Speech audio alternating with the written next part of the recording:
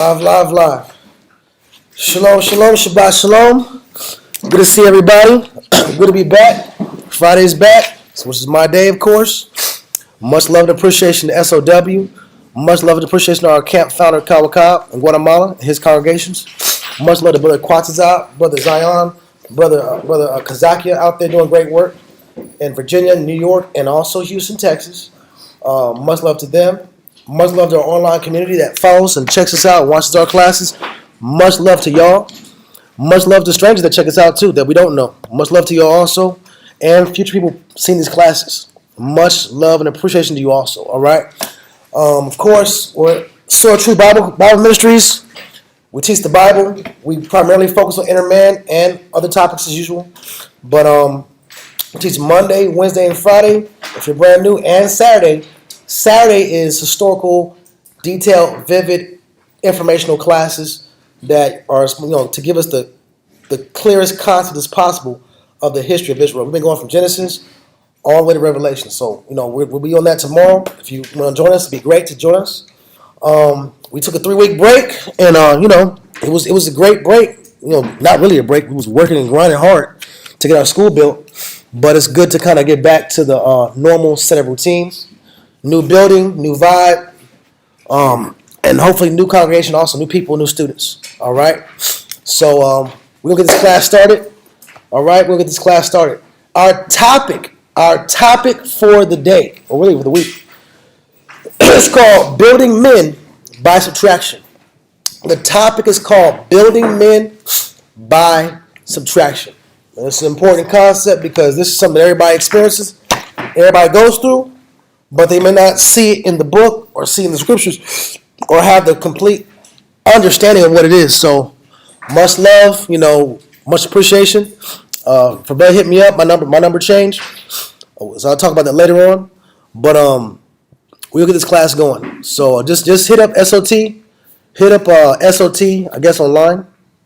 Got the isbhpk@gmail.com. isbhpk@gmail.com. If you want to make contact with us, as far as me personally, my contact changed, so you hit the email. I'll give my number from there.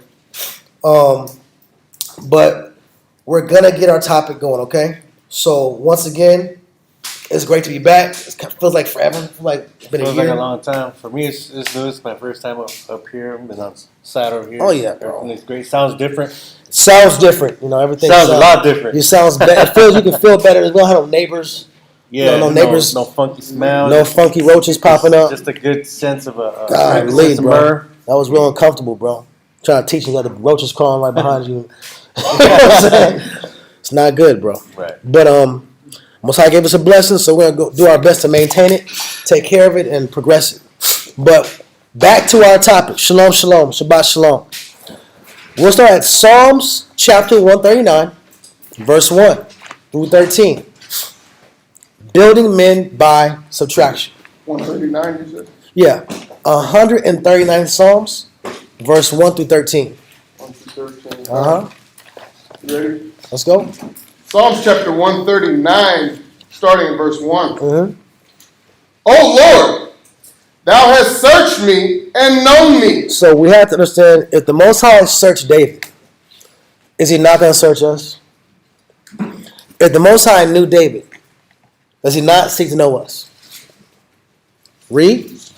Thou knowest my downsitting and mine uprising. He said, you know my downsitting and my uprising. Read.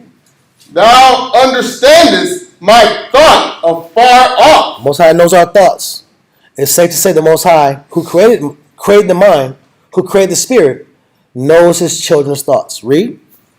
Thou compassest my path and my lying down, and art acquainted with all my ways. And you're acquainted with all my ways. What does it mean to be acquainted? Basic layman's term. Familiar? Okay. Anything else? Acclimated. Okay. I'm just thinking a different word. Yeah, I'm just a simple word for acquainted. Inquire. Oh, inquire. Associated. All right, associated. The Most High knows and is associated with my ways. He's pretty familiar with my ways. Read. Verse 4. For there is not a word in my tongue, but lo, O Lord, thou knowest it altogether. So a lot of people don't say what they got. A lot of people play the game or just naturally that's their personality. A lot of people don't speak their mind. A lot of people have the ability to repress themselves and not clearly communicate the issues in their spirit. And the scripture says, communicate, do what? Forget not. For what? With such sacrifices. For with such sacrifices, what?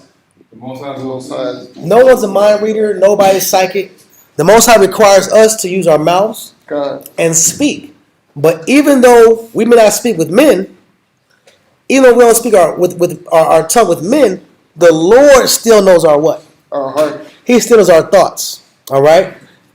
For there is not a word in my tongue, but lo, O Lord, thou knowest it altogether. The Most High knows what's in your mind, your conversation, your internal thoughts. Read. Verse 5. Thou hast beset me behind and before. The Most High is protecting you. He's in front of you and he's behind you, trying to protect you. Read.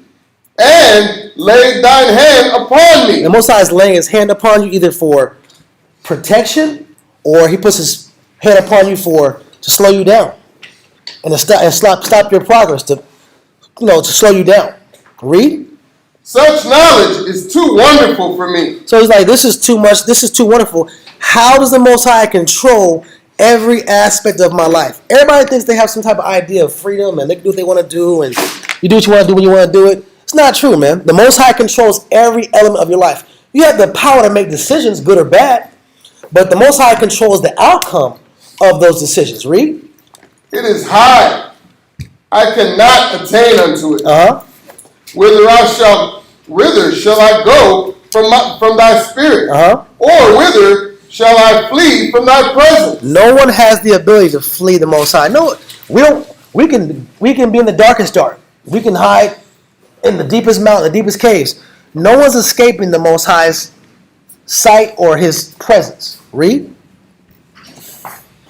Verse 8. If I ascend up into heaven, thou art there. Read. If I make my bed in hell, behold, thou art there. So if you're in heaven, the Most High sees you. If you're in hell, the Most High what? Sees you. Read on. Verse 9. Uh-huh. If I take the wings of the morning and dwell in the uttermost parts of the sea. If I go in the ocean, the furthest I can go is the ocean blue and try to hide from the Most High, it's not possible. Read. Even there shall thy hand lead me. If you get in the ocean by yourself, the Most High is going to deal with you in the ocean. If he wants to deal with you or talk to you or communicate with you, he's going to find a way to get his point across. Read. And thy right hand shall hold me. If I say, surely the darkness shall cover me, even the night shall be light about me. He said, if you think the darkness is going to cover you, even that darkness is going to be what? Light. The Most High is not like a man. Man can't see through the dark. The Most High sees through the dark. He has the ability to see through the dark. If you're in heaven, he's there. If you're in hell, he's there. There's no hiding from the Lord in general. His presence is omnipresent. Read. Yea, the darkness hideth not from thee, but the night shineth as the day. Uh-huh. The darkness and the light are both alike to thee. So the darkness and the light are the same. The Most High always sees his servants. He sees his children. Read. 13. This is the point I want to focus on. Read. For thou hast possessed my The reign. Most High is trying to possess, which means to own, to control, to regulate, to manage your what? My reign. Your reigns is your passions, your thoughts, your desires, your wants. The Most High wants to be your passions. He wants to be your desire. He wants to be your want. Read. Thou hast covered me in my mother's womb. And when you were born, the Most High covered you or protected you when you were in your mother's womb. The Most High made sure you were born. The Most High made sure you made it here. Go to Jeremiah 1:5. So we know the Most High knows all, and the Most High covered you or protected you since you were in the womb. You're not here by a coincidence. There's no hiding from the Lord. There's no escaping the Lord. He has a preference. His preference is for you to be here. Period. Shalom, shalom. Jeremiah 1 and 5. Come. Jeremiah chapter 1 and verse 5. Before I formed you in the belly, I knew you. Before I formed you in the belly, I what? I knew you. The Most High knew you. Once again, the same point David iterated. I knew you even before you got in the belly. We just read earlier, he said he covered you in your mother's womb. But now it's saying before you even went in the belly, he knew you. So the Most High had your spirit developed first, and then he gave you a body. Read. Come. And before thou camest forth out of the womb, I sanctified And you. once again, sanctify means to wash or cleanse, right? So the Most High is trying to wash or clean you from birth. Read. And I ordained thee a prophet unto the nation. And what's the main point? There's orders. Ordain means to order. Before you were born, you had an order. When you were put in the womb, there was an order. When you came out of the womb, there's a what? Order. There's an order. The Most High has your life going in a certain way, whether you like it or not, whether you control it or not, whether you try to decide or not, whether you think it's you or not. You can think it's you all you want. The Most High, before you were born, and when you were in the womb, and when you came out the womb, already ordered you to be a prophet. Now, we say prophet, we're not teaching like we're prophets over here, but a prophet is a what? It's a teacher or it's a servant of the Lord. Now, we know a prophet means a teacher, to teach, to give information, to give the law. But at the least, what are we? At the least, we're basic servants. We sweep floors, pick up boxes, cook meals, serve new people, counsel, teach, listen, invest, cut the grass. Whatever the Lord requires us to do, we do it for Him, right? So the whole purpose is what? We were born with a purpose. We were born with a purpose. Next scripture. Go to Ecclesiasticus 23, verse 1. Ecclesiasticus 23, verse 1, 4, 5, and 6. Go to 1. Let's get to 4, 5, and 6. So we know what? The Most High knows all. The Most High formed us. And it wasn't by coincidence. It wasn't some magic accident or just a chemical equation or reaction that made you here. Your life has a purpose. He didn't just make you here and you just pop up. There's just no purpose to your life. It wasn't a Big Bang Theory. It's not a Big Bang Theory. It's not. There's no rhyme, no reason. You're here. You're hearing this word, and the Most High specifically chose you to be His servant, whether you like it or not, whether you agree with it or not, whether you accept it or not. He protected you to this point to serve Him. Yes, sir. What's that last scripture, Jeremiah? 1 and 5. Jeremiah 1 and 5. So we did Psalms 139, the whole chapter, the whole reading. Then we did Jeremiah 1 and 5. And all we're doing, we're establishing the Most High is in complete control. Ecclesiastes 23 and 1. Ecclesiasticus chapter 23, verse 1 reads, Uh-huh. O Lord, Father and Governor of all my whole life. Yeah, accept that. Everybody's going to accept this. What does it mean to be a governor? Is that like a weak position? Control. Governor means control. Wow. You want to be this free person, this person that does what they want to do when they want to do it, or you want to think what you want to think when you want to think it? That's fine. Let's see how far that gets all of us. When I seek freedom, when I seek my own way, I got a lot of curses. I got a lot of stings. I got a lot of chastisement. You have to see the good that the supreme being, the creator of the universe, is looking out for you. That's like a good thing, right?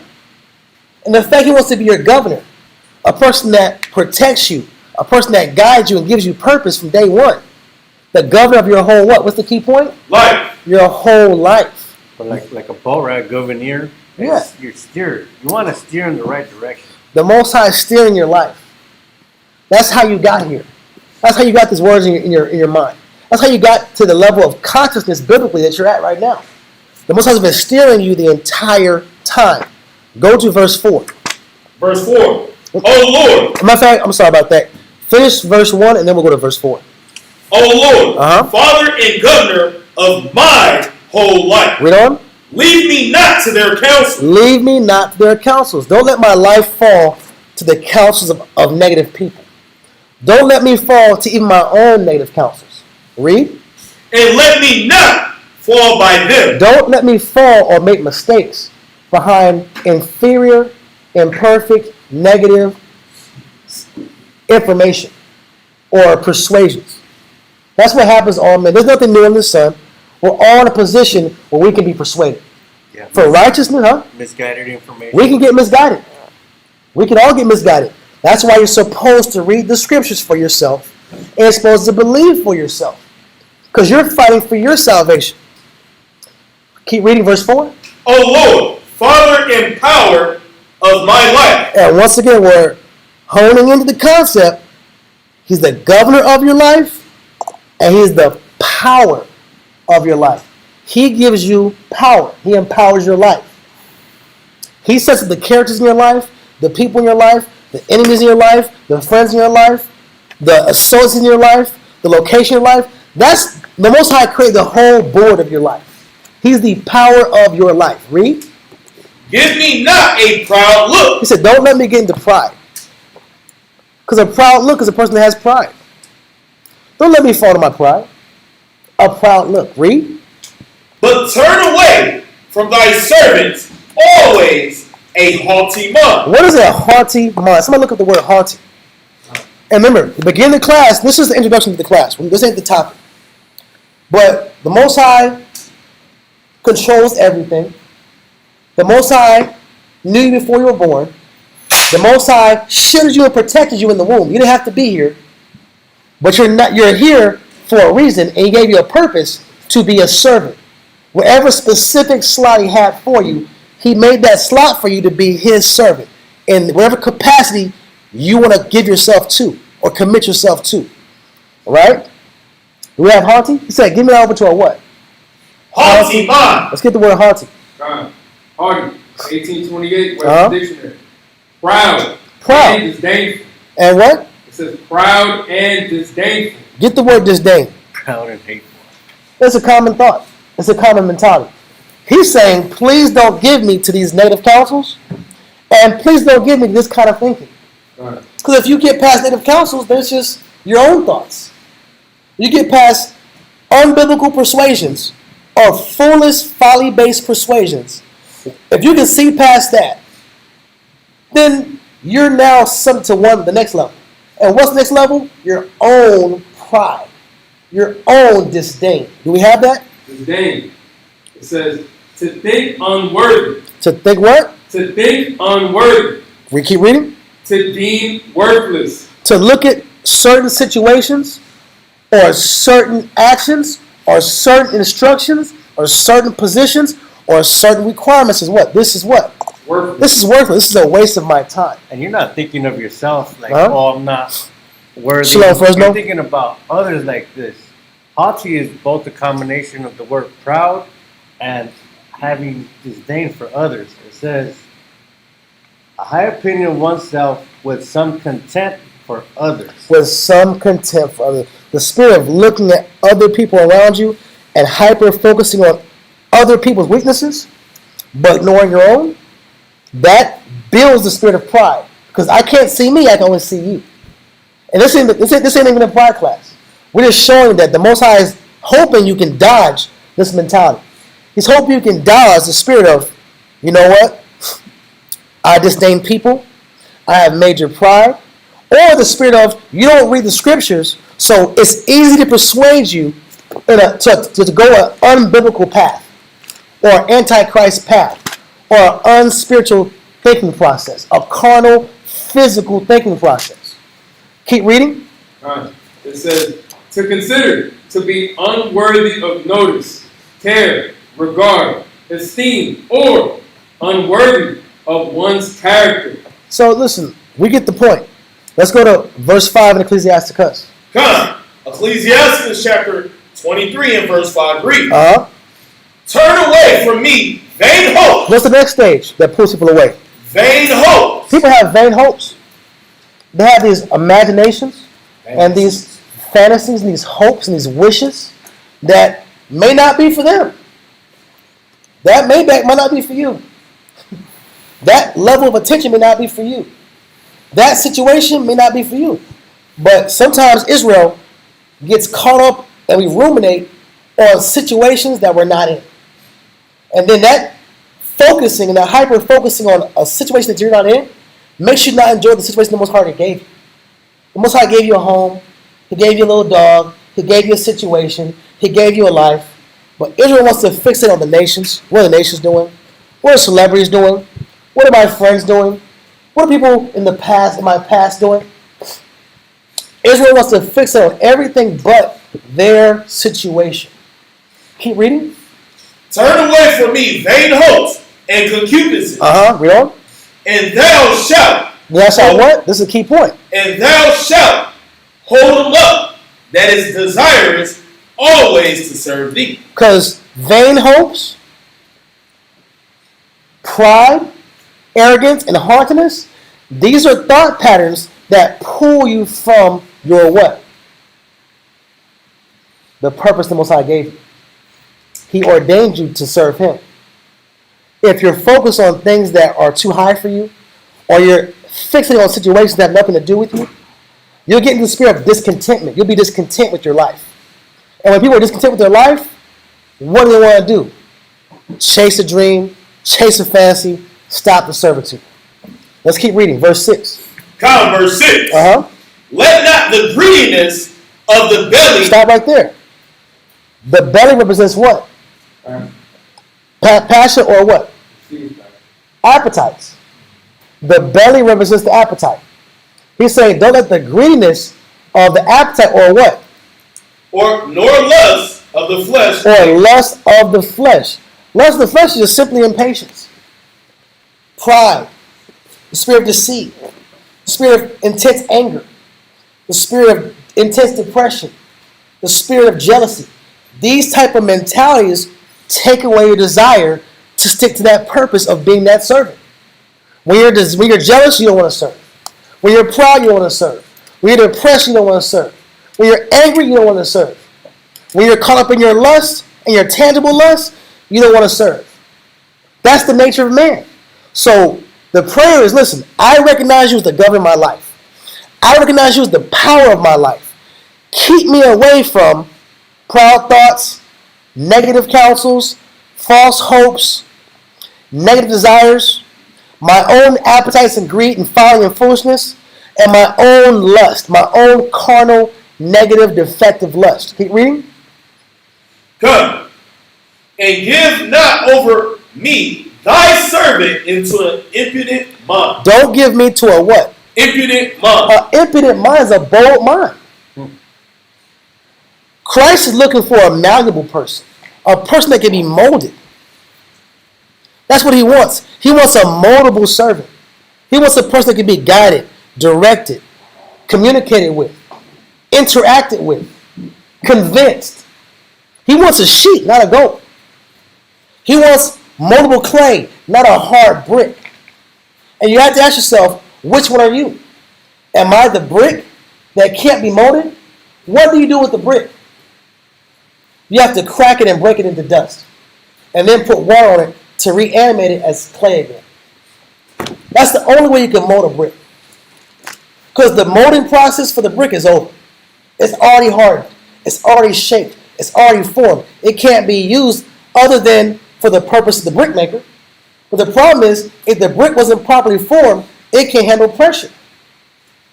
When you have a building, you see the old school, somebody must have ran to the, across the street they had the bricks that they make the bricks out. I don't know what happened. Somebody ran to it, whatever happened. But other bricks started to crack under the pressure of the building. So when people are formed by the Most High, if they're not properly formatted, they crack under what? Pressure. Under pressure. So the Most High is doing is slowing our life down, giving us counsel, giving us scriptures, giving us His word, telling us to abstain from our lust, our greed, our anger, our opinion, false counsels, false thoughts, to keep you malleable so He can properly form you so when the time is appointed, you can be His brick. Gold, silver, or this, that, and the other. We don't want to be anything other than precious stones, right? Precious stones, silver, and gold, right? That's the standard. Everything else is a waste. But the point we get to is you have to recognize the Most High controls your life. You're not going to be malleable. You're not going to be conformable if you don't accept the Most High controls your situation. Keep reading. Oh, no, it says, and giving it over to a what? Impudent mind. So giving it over to an impudent mind. That's scripture. Psalms 90 and verse 6, 7, 6 through 9. So what are we stating? This is the intro to the class. This ain't the full class. The Most High knows all. The Most High formed you. He's the governor and power of your life.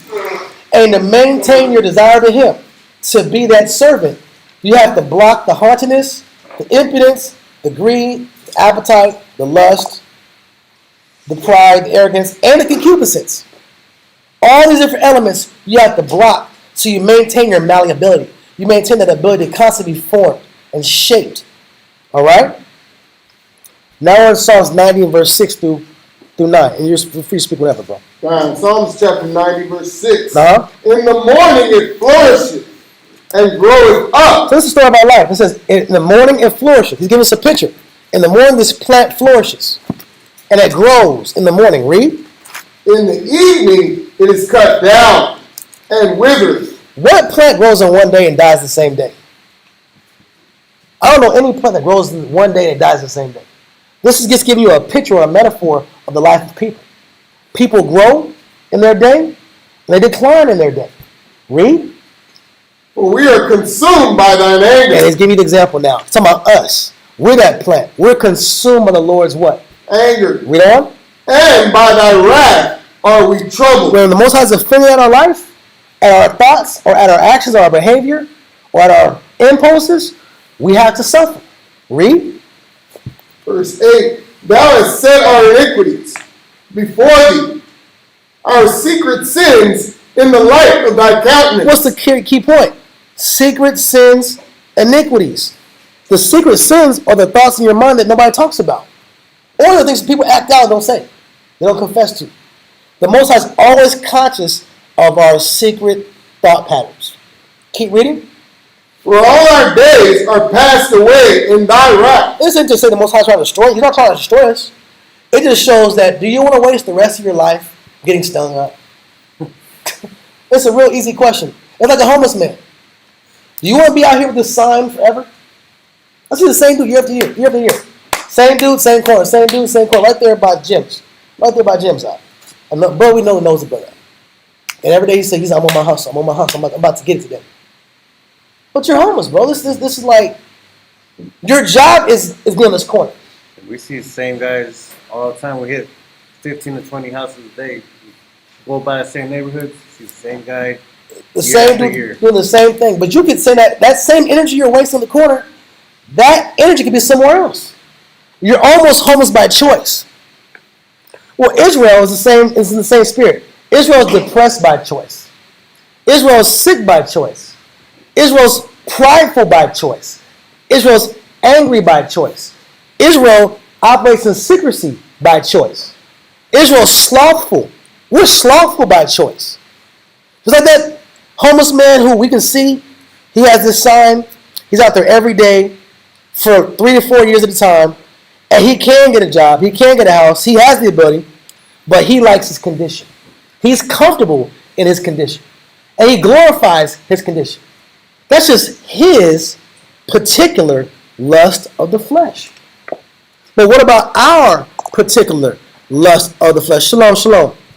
What about our particular lust of the flesh that has us operating at a low level to where you're always angry, or you're always confused, or you're always depressed, or you're always sad? When you have that incessant, continuous negative spirit, you're inviting the Most High to sting you. When the Most High wants to love you, He wants to bless you, He wants to protect you. He called you from your birth to be there for you, to show you His power. He didn't create your spirit, put you in the womb, pull you out for safety keeping, have your whole life go just to sting you your entire life. That was not the Most High's goal. He doesn't want a whipping boy. Keep reading. Verse 9. For all our days are passed away in thy wrath. Read on. We spend our years. Stop. This is the key point. We spend our what? We spend our years as a tale that is told. Our life individually is a narrative. Mm-hmm. Every last one of us has a life. Every last one of us has a end and a beginning. Every last one of us has a story.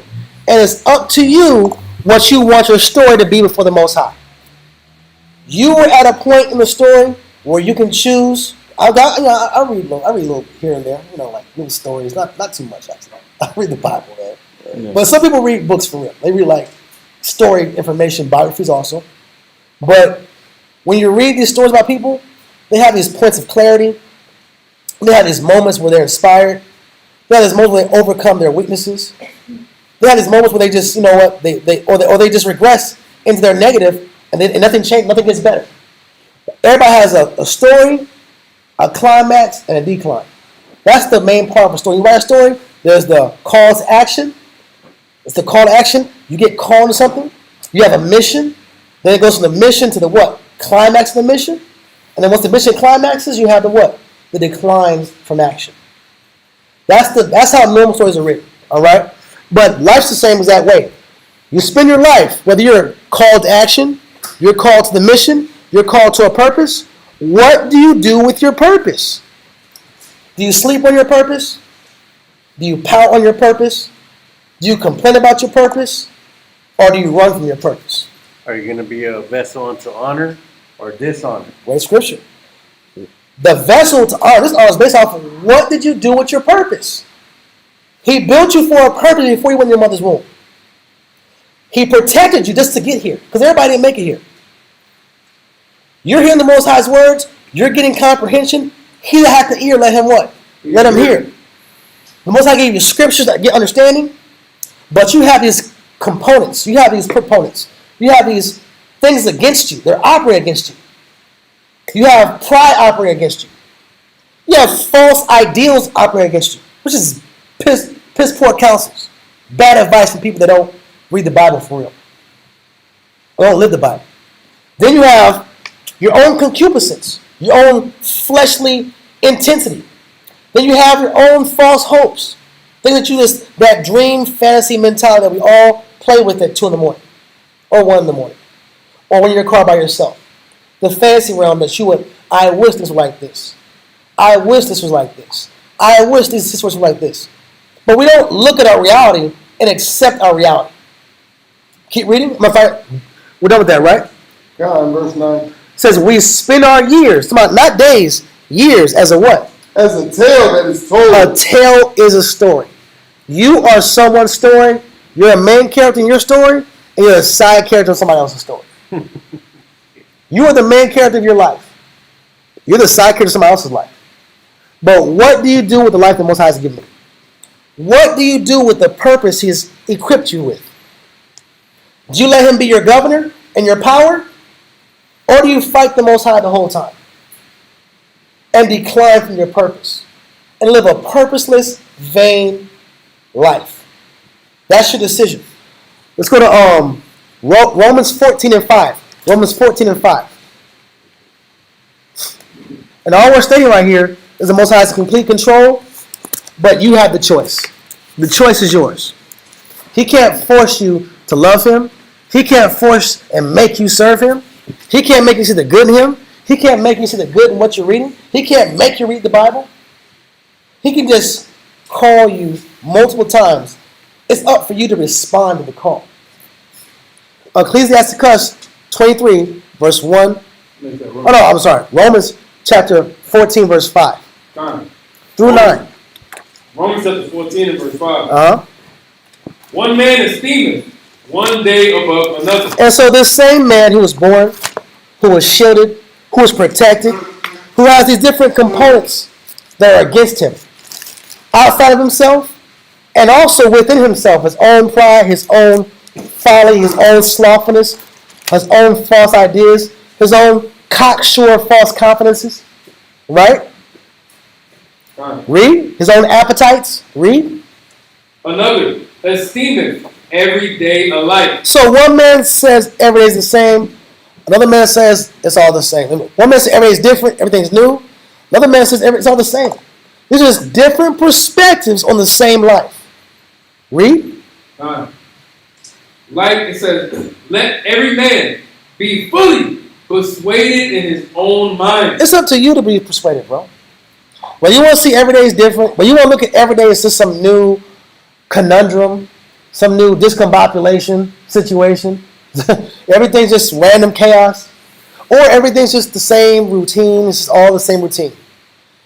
The decision of how you look at your life and how you approach your life We're all being judged by the approach we have to Christ's word and to our servitude and to our responsibility and to our commitments. Keep reading.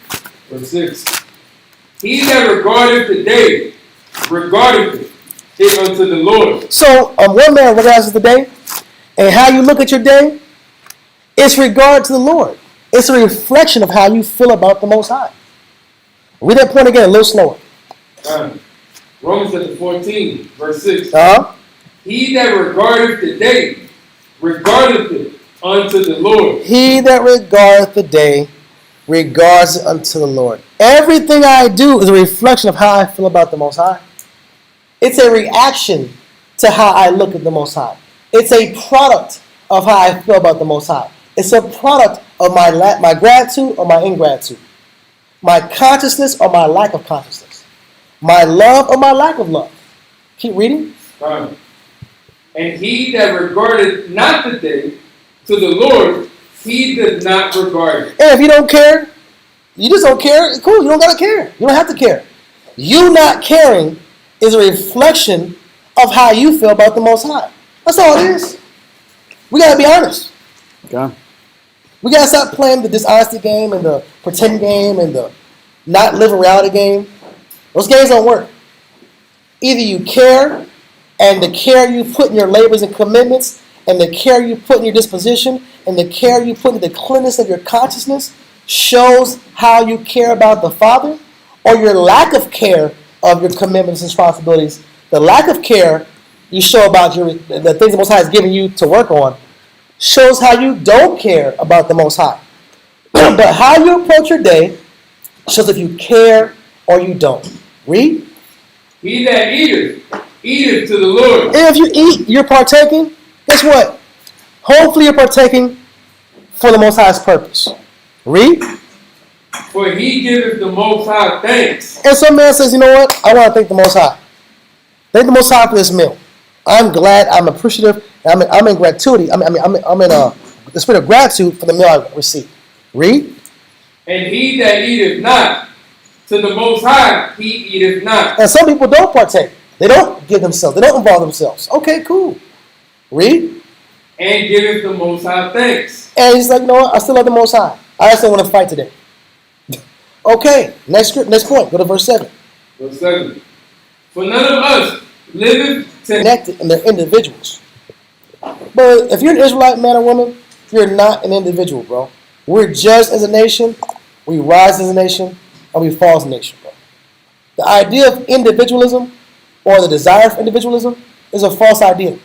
It's just as simple as the Most High didn't make Eve for nothing because man wasn't meant to be alone. So if it's just on a one-on-one basis, I mean, as a nation, we're not supposed to be alone. As individuals, we're not supposed to be alone. Listen, bro, everything we do affects the next person. It does. Directly or indirectly. Directly or indirectly. Great point.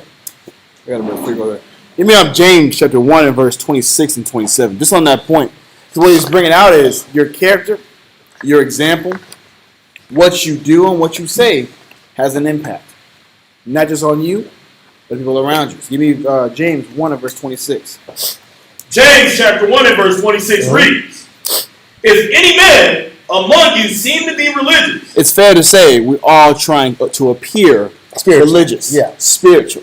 We're all trying to appear in our day-to-day works, our day-to-day attire, our day-to-day actions, that we are men and women of God, of the Most High, right? Read on. And bridleth not his tongue. What does it mean to bridle? What does that mean? Anybody have an idea? To control. Not you, Officer 1000. Anybody have an idea what bridling shall mean? I hope you know that. Come on, man. You better know. But like he said, he already spilled the beans. It's a restraint. To bridle something, I'm restraining. So if I'm appearing to be religious, or I'm trying to seem religious, I have to be able to restrain my what? Tongue. So not only my tongue, though, it's my everything. It's my actions.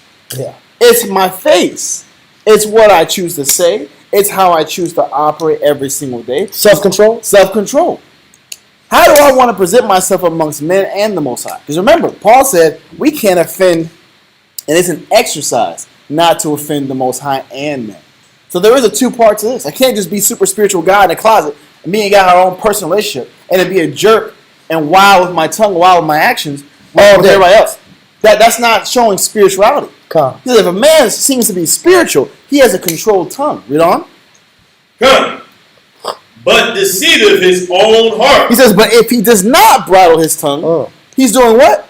Deceiveth his own heart. You're lying to yourself. All the classes, all the sacrifices, all the festivals, the feasts. What does that mean? I can't control my actions. I can't control my mouth. But I'm spiritual. I'm religious. I love Jesus. Do you really love the Most High in Christ? Read on.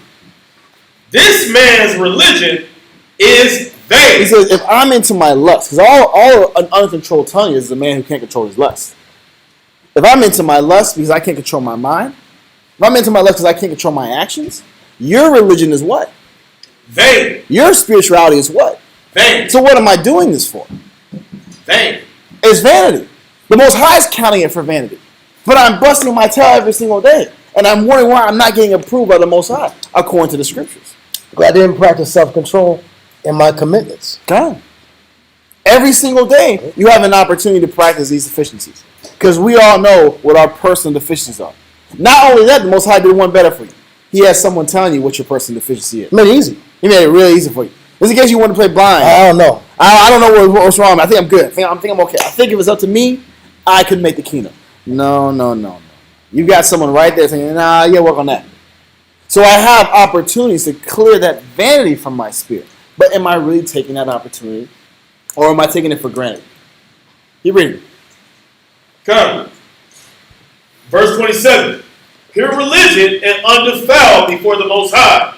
And the Father is this. A pure religion, or a person that is operating in the spirit of the Most High in Christ, is what? Read on. To visit the fatherless and widows in their affliction. But to visit the fatherless and widows, you know what you have to be? You have to be what? For the fatherless, who doesn't respect authority. Because if you've ever been around a fatherless child, they have a problem with authority. Right? So for a fatherless child to look at you, confide in you, get answers in you, what do you have to be yourself? Which means what? Flawless in their eyes. Because the father is respected, because in his eyes, or the son's or the daughter's eyes, this is a perfect example of what a man's supposed to be. That's how a child looks at their parents. I was like, how bad a mistakes they made. He's a great example. He's the number one dad in the world. He's got the number one dad cup in his drawer. Yeah. In his cabinet. It's a good cup to have, right? But I'm an example, right? Or I want to be the example for the fatherless or the widow. Because for the widow, you're supposed to be the example of what a man's supposed to be. Now that my husband's gone, I needed someone to follow still. I have to be spotless, which means my religion has to be pure. My actions have to be pure. My intentions gotta be right. My intentions have to be You can't be the guy that today I want to do it, tomorrow I don't. Exactly. I'm persuaded by my appetites. Damn. I know the Most High made me for a purpose, but I'm mad today. I'm angry today. It's about me today. It's about me? I'm not sure today. Today I'm about the Most High. I want to fight. Tomorrow I'm not sure if I want to fight. And you want to be the best super Israelite like next week. Yeah, the next Israelite, you'll be fringes head to toe. You have fringes on your forehead, on your jaw. You have fringes on your shoulder. You have fringes on your kneecaps. You have fringes on your ankles. Everywhere you go, your shoes got fringes. Everything got fringes. You love the Lord. But the week after that, you're like a Jake guy. So it answers the question when you went into Romans 14:5. Yeah. The person who's the same person every single day, or who looks at life like it's the same day over and over. You know what that means? Every day is an opportunity to stay at a spiritual high. Yeah. To stay spiritually strong. And right here on your point of religion, it says, consists in the performance of the duties we owe directly to the Most High. Exactly. There you go. Which means my character, my actions, my virtue, those are what's owed to the Most High. And I have to keep that spotless. But people want to pick and choose based off they agree or disagree. Yeah. I don't like my situation. I do like my situation. I agree, so I'll serve. I don't agree, so I won't serve. You want to pick and choose with the Most High? That's fine. But now you're in that story. You're still a story. You're still a Bible story. You know, it's crazy. Individual, all Bible story. You know, it's crazy. Yeah. these last couple of months, Yeah. me and my brother, we were helping in the school trying Yeah. to put things together. But what that did for me personally, it kind of shifted my schedule. You Yeah. kind of get used to doing something for so long, and all of a sudden you're back on the trucks again. Yeah. or you can't have a case of the Mondays if you don't have a day off. There's no day off. But for me, it was more of you get comfortable in certain sufferings or certain works. Yeah. And then you find comfort in that, you find consistency in that, and you're okay with that. But when the Most High shakes your life up, because now you're getting comfortable. Because this isn't about being comfortable. This is about being strong. Yeah. When you're comfortable, you're not strong. Or you get weaker faster. Yeah. Brother, I ain't gonna lie, those days, these last couple of days, man, these routes, Harder than normal. for some reason, we go from 5:30 to 9 o'clock at night. I'm like, man, this is an awakening right here. Like, I was okay with the 6-7 hour days. I'm getting hit with the 16s. Okay, I gotta really fight my battle. or like me, I'm always on delivery. Today I was on the move. I'm like, man, these 3 or 4 boys are kind of hitting. And there's that angle too. Like, man, I Hard. kind of like the pace. It might be a little longer day, but it's a certain pace versus the moves is more fast paced. The point is, can I adapt? And can I still be a leader for the man next to me? And can you accept that the Most High changes your routine? And can you give 100% if it's not your way? Exactly. If it's a 3-stack, if you run up the stairs all day, can you accept it? If you're in the truck, can you accept it? If you get rejected by 1,000 customers, everybody hates you. That's a real one too. Can you accept that? Can you accept it? No. Don't talk to me. Don't talk to me. Don't look at me. Or you got counsel for hours and hours and hours of counsel. Can you accept that too? I disagree. good counsel, but I disagree. Okay. Is this about you and what you want? Or are you going to just accept where you're at in your life Exactly. and make the best of your moment and give the Most High the service who He wants? Or you don't got to be your servant. God's your genie in the bottle. He better bless me. He better do for me. He better give me what I want when I want it. He better do what I want to do. I want to do it. And if I don't get what I want when I want to get it, I'm mad at Him. And I will not serve. I'm going to hold my breath. That's madness. Kind of. Keep going. No, finish that up. Just read it from the topic again. Roll it. Come.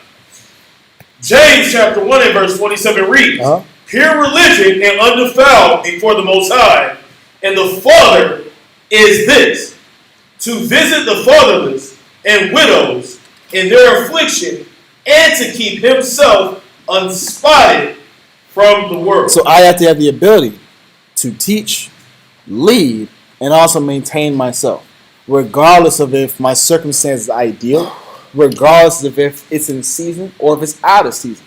Can I still stay spiritually pure through all these different changes, regardless of what I'm going through? Do I lose my purity? Or do I lose my purity? And then when I lose my purity, I'm a different person. Exactly. But you were not called to the purpose of being a servant that's impure. Nope. Okay. That's it. Yeah. Okay. Romans 14, 7 again. Romans. Good point. Romans chapter 14 and verse 7. For none of us liveth to himself. You're not living for you. That's the point. Everybody wants this. If you have the "you're living for you" mindset, that's cool. You're subject to false counsel now. Done. You're subject to strong lust now. You're subject to your own greed and appetites now. You're subject to your bold mind, your bold thinking, and your out of tune, non-harmonious thinking patterns. That's what they are. Done. The disarranged, non-harmonious thinking patterns that only make sense to you. You're not gonna play a guitar out of tune, right? I know. Listen. I know I'm wrong. I know I'm as a spirit. I try to explain myself to my counselor, Rock, and it doesn't make any sense. I can hear it not making sense. Listen. When you say it out loud, right? I said out loud. You understand. I said, listen. It sounds better in my head. I know it doesn't make any sense, but to me it makes 100% sense. A lot of sense. And if you understood where I come from, I think. Yeah, if you understood where I came from and what I'm feeling, what I've been through, and what I'm thinking, based off what I went through, it makes 100% sense to me. That's funny. That speech is how you know you're wrong. Yeah. Because you can't justify in the book. Okay. You can only justify things off of feelings and past experiences. Which means now your servitude has to be on pause. Because it's about you. Keep reading. For none of us liveth to himself. You're not living for you, bro. If you're called by the Lord to be a servant, you're not living for you. Read. It says, and no man dieth to himself. And when you die, you should not die just for you.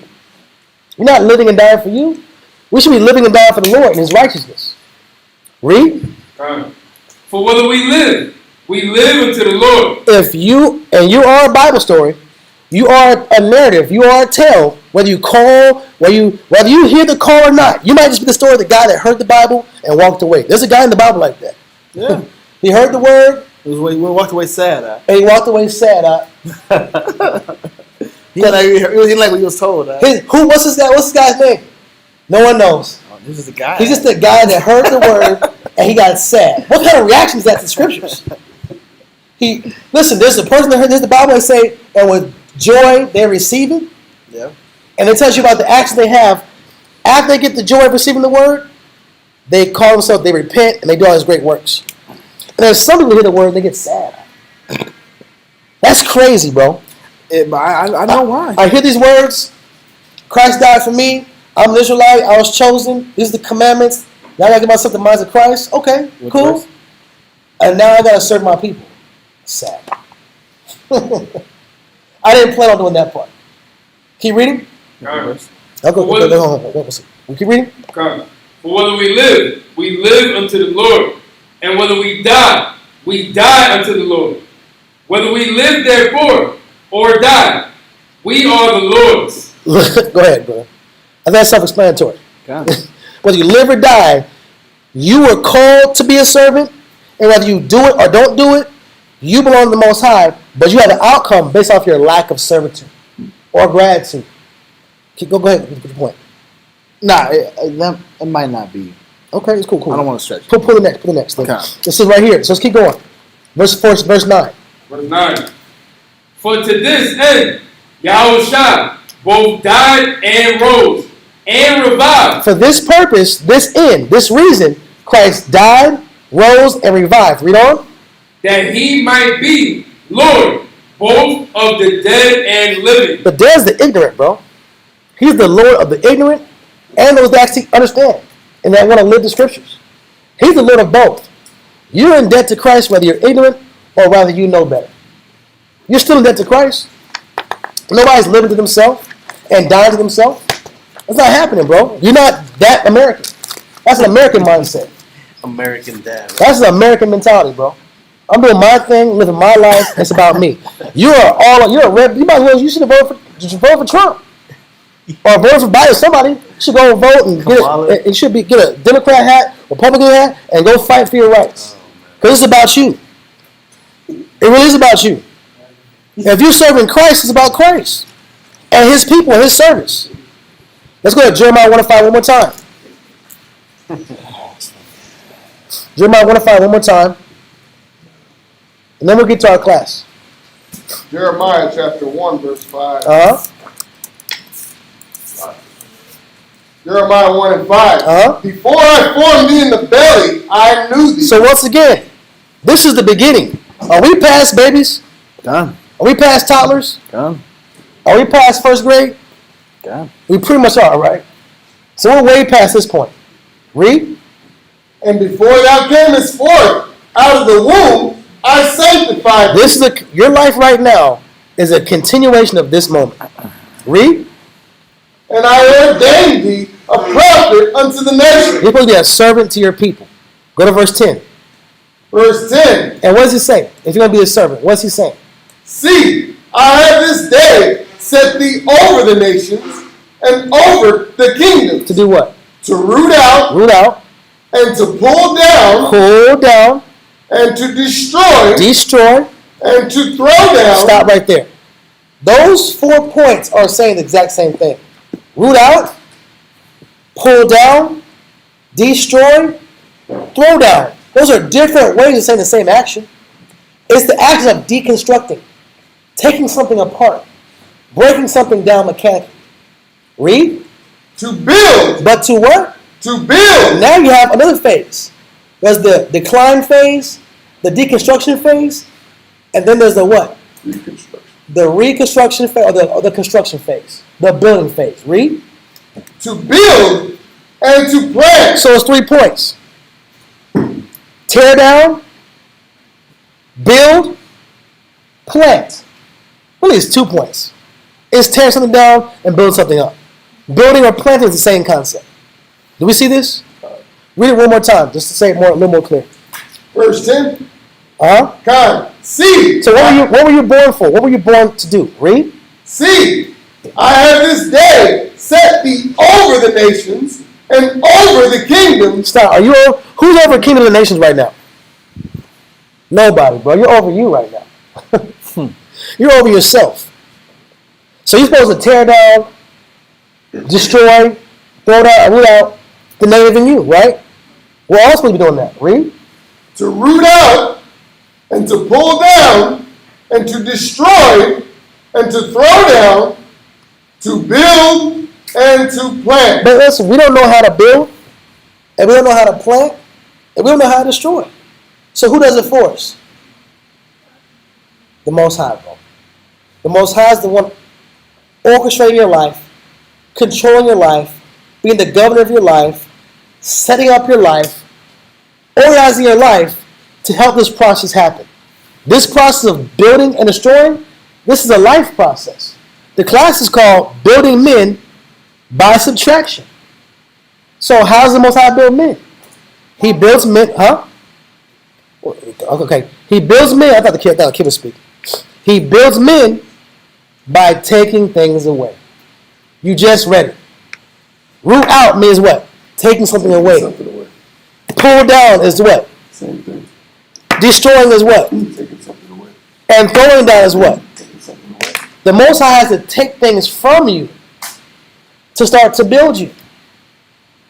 Because you've already lived a carnal life for so many years. 15 years, 20 years, 30 years. You've lived a carnal life for 15, 20, 30 years. How can he build a spiritual life on top of carnal? That's confusion. And he's not the author of what? Confusion. He's not the author of confusion. The only way to do it is to little by little pull away the carnality, the pride, the personal desires, the personal will, the impudent mind, the false opinions, the desire for freedom, the reliance on carnality, the idea I need a crutch, the idea I need these people who are non-biblical to sustain me. I need non-biblical people to make me feel good about myself. The Most High has to take something away to give you an opportunity to be built. He wants to build you. But how can he build you if you're filled or you're surrounded by carnality and components that are against your growth? It's like a plant in a plant in a pot. It's a bunch of rocks in the pot, not that much soil. How much opportunity does this plant have to grow? No space. There's not enough space. There has to be space for you to grow. So how do you make space? By purging and getting rid of things that aren't good for you. It's like purging a house. It's like purging a car. It's like purging your body. Why do you get sick? When you get sick, you what? You vomit, you diarrhea, defecate, or all mucus comes out. Why does that happen? It's the Most High doing what? He's purging the sickness. He's purging sickness. So he makes your body get hot. The heat burns all the bacteria out. Then you get the chills, you're cold, or you're sneezing. Why is the sneezing there? Because all the bacteria in the lungs, he's forcing the bacteria in the lungs out of your body. So you're having a violent reaction. Why are you sweating in your sleep? Why are you sleeping and you're sweating at the same time? Isn't the sweat detoxification? The sweat is a detox. The mucus is a detox. The fever is a detox. The diarrhea is a detox. This is what happens to the physical body. The physical body has to go through violent changes and push out and purge out in order to clean the interior, to be well again. Why would it be different for your soul? Why would your soul not require to be purged? If your body has to be purged, why would not your soul be purged? Why would not your mind have to be purged? You can't put confusion in with clean. It be purity. Purity and confusion don't dwell in the same place. Light and dark don't dwell in the same place in one vessel. Either the darkness takes over the light, or the light takes over the darkness. The sickness takes over the health, or the health takes over the sickness. But as long as there's this duality and this competition within you, you're going to go through a lot of changes. So what must the Most High do in order to make the servant that he wants? The deconstruction process. Go to the word build. 1828. Point 1. Build. 1828. What's the dictionary? Uh-huh. To frame. So stop. When you frame something, you're giving it a what? Frame. You're giving it a shape. A frame shapes something. How do you build a house? You have frames. This whole school. I remember the school was just what? It was just an empty shell. Okay. Then the men came in and did what? They put up what? The wall. They put the walls. They put the frames up. Okay. Before that, it wasn't even no No drywall. It was just space. It was just space. It was just wood and space. It was in a shape. That's the frame. Read on. It says construct. And then to do what? Construct. To organize and structure things and add things to it. Read.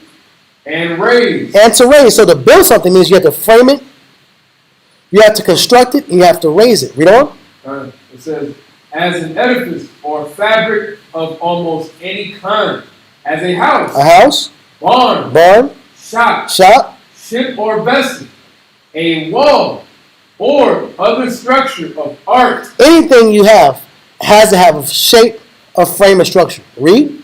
To unite materials. To do what? To unite materials. To unite materials. Read on. Into a regular structure. For what? For use. For what? For use. For what? For use. The whole purpose of being framed and being structured is to be used. You don't build a house not to live in it. You don't frame a car not to drive in it. You don't build a man not to give him a purpose to do something. You don't build a woman not to give her a purpose to do something. Everything has a purpose, and the purpose is to be what? To be used by who? The master, the governor of your life. Go to Acts 20 and 32. So everything's supposed to be united. All materials are supposed to be united for use.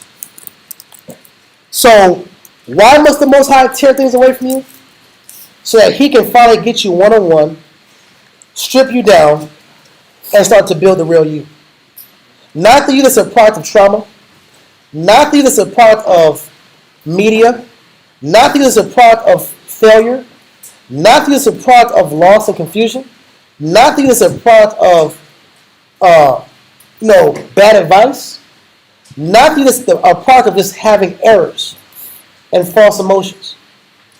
He's trying to take certain things from you to clear your path, to clear your mind, and then to build you up to his perfect, proper servant that he wants from you, not to destroy you. Acts 20 and 32. Acts chapter 20, verse 32 reads,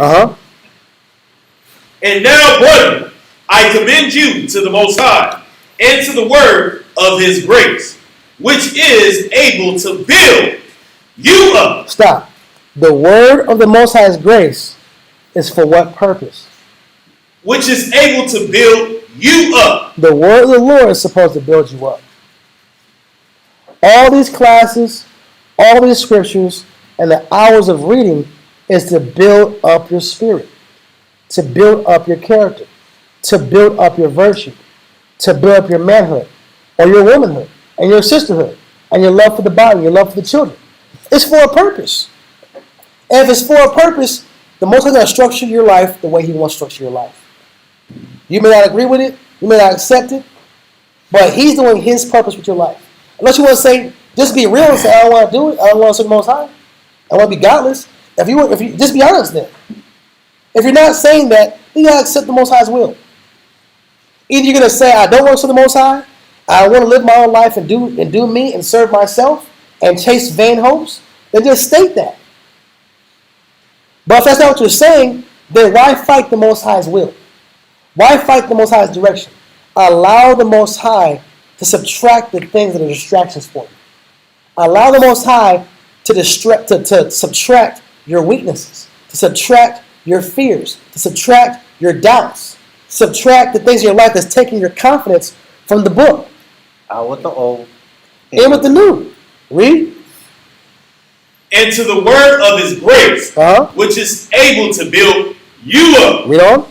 And to give you an inheritance among all them which are sanctified. He's trying to give you something valuable to those that are sanctified. The word sanctified means clean. He's trying to give you something valuable with the clean. If you want to be clean, though. But to be clean, you have to subtract yourself from what? Filth, dirt, things that defile, things that corrupt. Ephesians 2 and 20. Ephesians 2 and 20.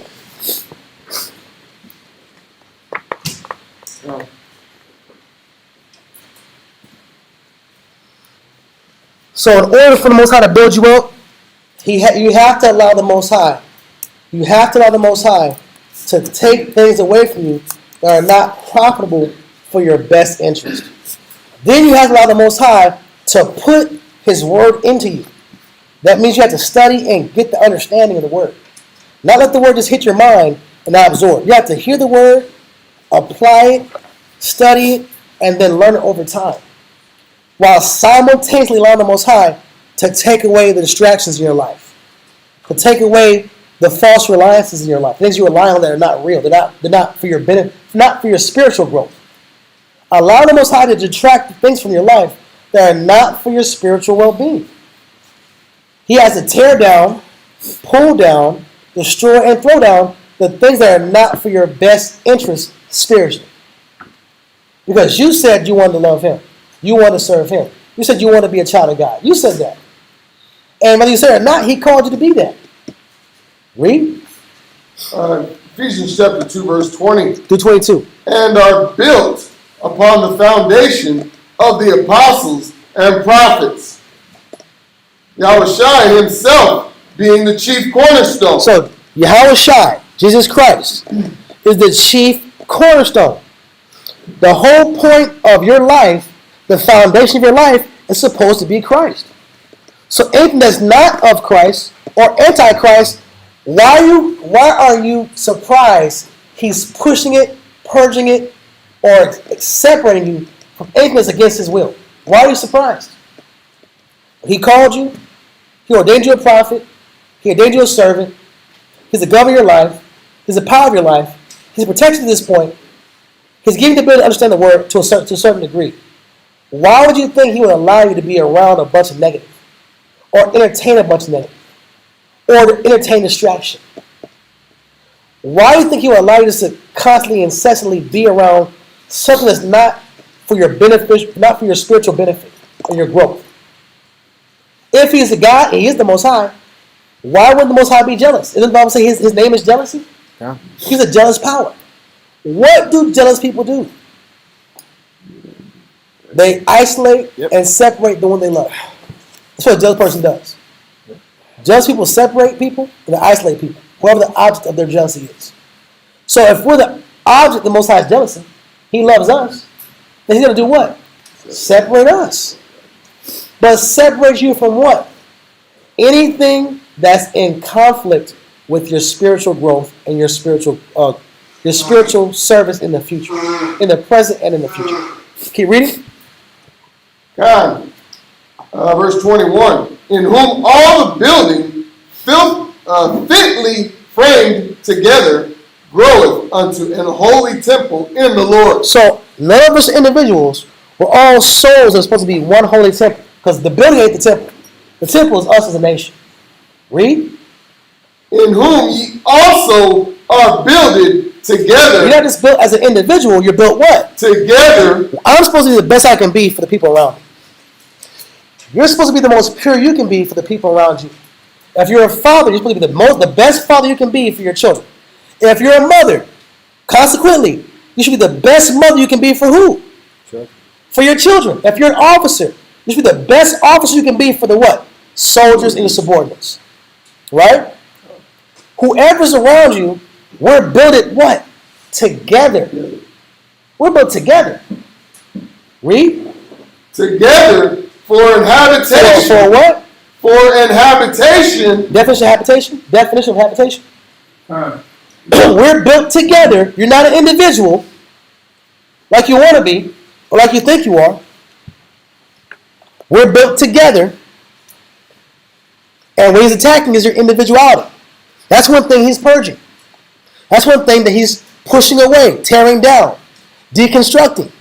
The individual mentality, the self-centered mentality, the ego-based mentality, the me-first mentality. If you want to be with Christ. Definition? Habitation. It says act of inhabitant. Act of what? Act of inhabitant. Reload. State of dwelling. State of what? State of dwelling. State of dwelling. Now read the scripture. God, in whom ye also are builded together for an habitation. You're built with all these other Israelites around you. In your school, camp, church, or house. So the Most High can live inside you. So you can be his habitation. That's why he's building you. We're not just building a school. And some walls, and some paint, and some crown molding, and some lights, and some electricity, and some AC. That's a physical representation of what's supposed to be going on inside of you. He's trying to build that temple within you. Because he wants to live inside you. But if he can live in you, he can't live in filth. He can't live in anger. He can't live in extreme impotence. He can't live in pride. He can't live in impotence. He can't live in arrogance. And he can't live in individualism. He doesn't want to dwell in that kind of temple. Read. For an habitation of the Most High through the Spirit. The Spirit of the Most High in Christ wants to live inside you. This is the reason why the Most High is taking people out your life. Taking opportunities, quote unquote, out your life. Taking situations out your life. Separating things out your life. Changing your physical location. Changing your friendships. Changing your diet. Changing your media and what you consume as a person. You are what you what? You are what you eat. Physically and mentally and spiritually. That's why he's purging your thoughts. He didn't know you before you were born, put you in the womb, pull you out, shield you, protect you from a bunch of car accidents and death and problems. Bring him here to let you sit here and not be a vessel he can live in. We're supposed to be a vessel together, build it together, a habitation that he can live within. That is the Lord's purpose. For where two or three are gathered together in my name, there I am in the midst of them. Or even the example, I think it was in the Josephus, where it explained where the Passover is supposed to be held with 10 or more people. Yeah. We're supposed to be together, but as individual pieces, he will live in each and every one of us. How can he live in each and every one of us if we reject the parts that he wants to subtract? I still want the weed. I still want the freedom. I still want the cigarettes. I still want the pork. Hopefully, you should Still know. want the friends. I still want the friends. I still want to go on my Facebook and check out the past. I still want to play with both worlds. I still want to be Jake and I want to be a Jew. I want to be both. I'm not sure. I want to drink bad, I want to swear. I want to sit here. I want my freedom. I want my dreams. I still want my dreams. Pre-truth dreams. You got to make a decision. You're the Lord's servant or you're not. To the Lord you regard the day or you don't. You want to be a brother or you don't. You want to be an officer or you don't. You want to be a soldier or you don't. You want to be a trooper or you don't. You want to be a teacher or you don't. You want to be a wife or you don't. You want to be a sister or you don't. Stop playing the in-between game. All this in-between, I'm not sure, I do, I don't. You're playing hopscotch with God. You're playing with your soul. Pulling rose petals. I love him. I love you. him I love you not. I want to be with God. I don't want to be with God. I want the Most High. I don't want the Most High. I want my freedom. I don't want my freedom. Okay, listen, bro. Play with those thoughts if you want to. The Most High is trying his best to build you, but he must subtract all the folly and the arrogance and the boldness and the negativity and the distraction so he can work on you. Nobody can work around filth. Nobody can build anything in filth, in corruption. You need a clean room, a clean environment, and a clean mind to create. If you need that to create, what do you think God needs to create? The same thing. And this is why he slowed your life down. Even like in the workplace, a clean workplace is a safe workplace. Exactly. The Most High is trying to clean your life, slow your life down. And War has a class about peace coming out, and he hasn't told me nothing about it. But I can tell you this. He gives you peace so he can build with you. You can't build a bunch of chaos. So if you want to be built, allow him to slow your life down and give you peace. He's trying to live inside you. Israel's not thinking about that. Now I said the clean workplace because there's trip hazards, right? Yeah. Those stumbling blocks. If you will. Yeah. There's a bunch of things that are tripping up your development. That's why it's pushing it away. All right? Keep reading. That was the end. That was the end of that? Yes, sir. Go to 2 Samuel 22, verse 31. 2 Samuel 22 and 31. And once again, the Most High is trying to live inside you. But he can't live in chaos. He can't live in arrogancy and pride and negativity and secret sins and a bunch of weed smoke and pride and folly. 2 Samuel 22, verse 31. 31. Yeah. 22nd chapter, 31st verse. 2 Samuel chapter 22 and verse 31. Uh-huh.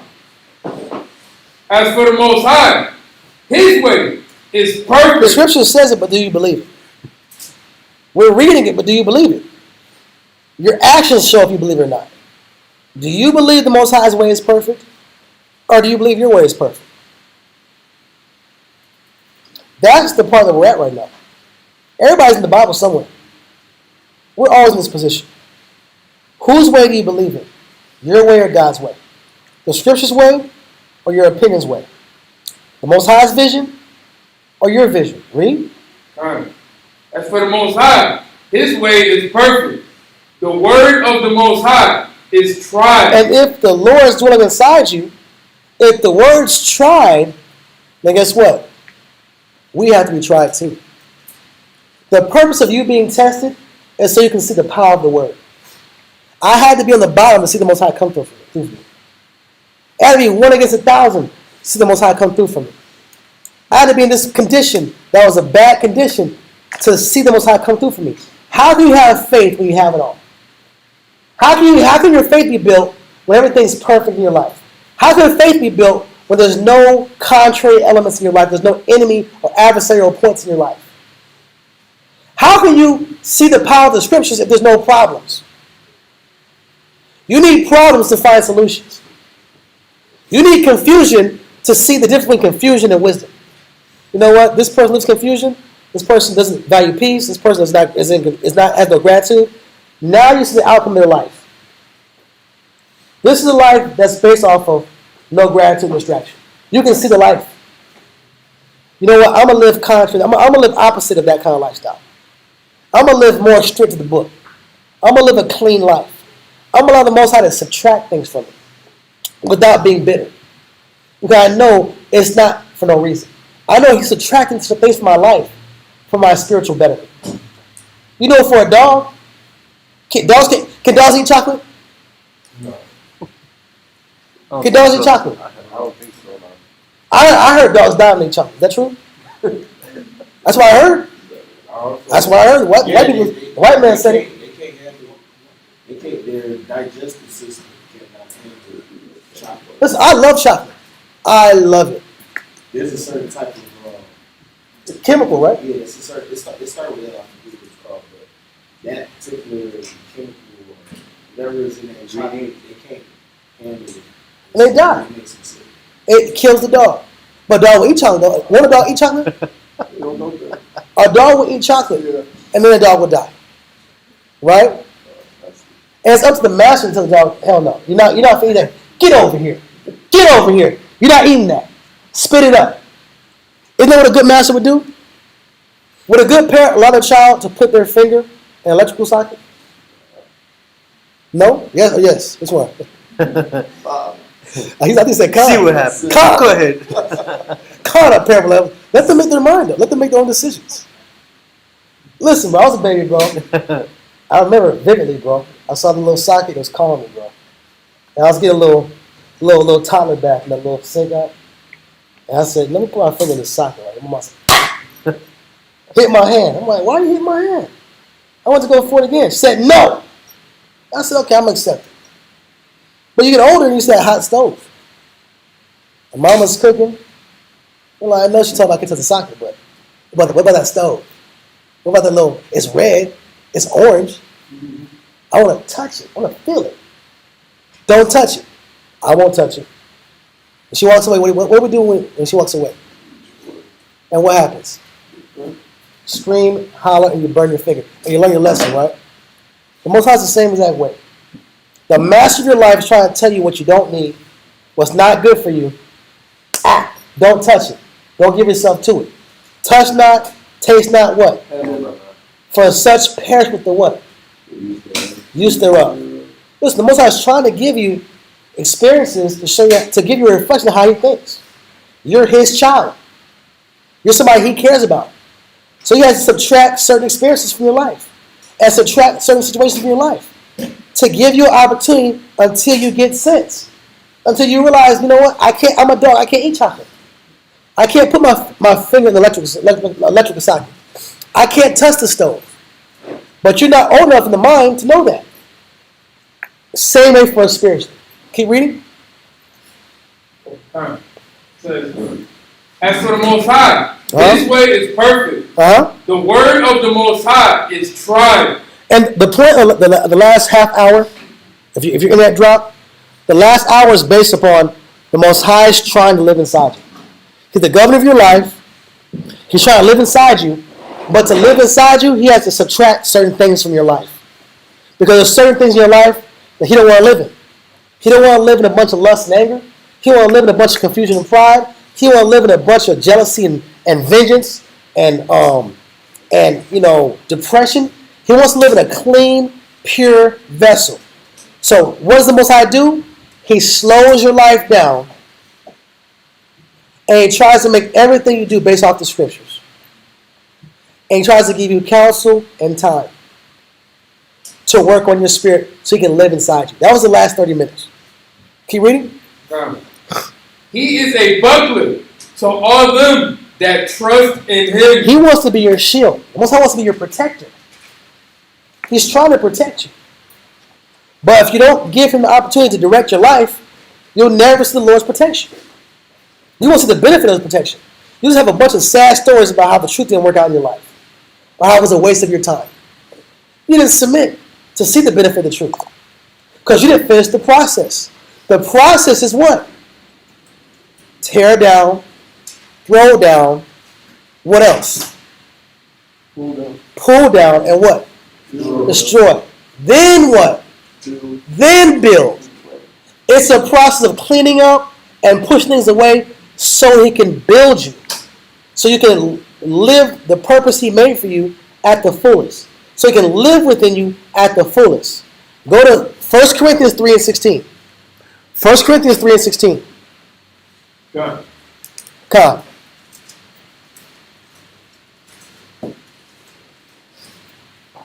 First Corinthians chapter 3, verse 16 read.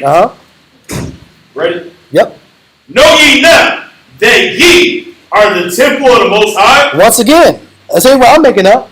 The Most High said, you're the temple of the Lord. Read. And that the Spirit of the Most High dwelleth in you? The Most High Spirit wants to be in you. It wants to dwell in you. But he can't live wherever your head's at, wherever your mind's at, that got you where you're at in the head.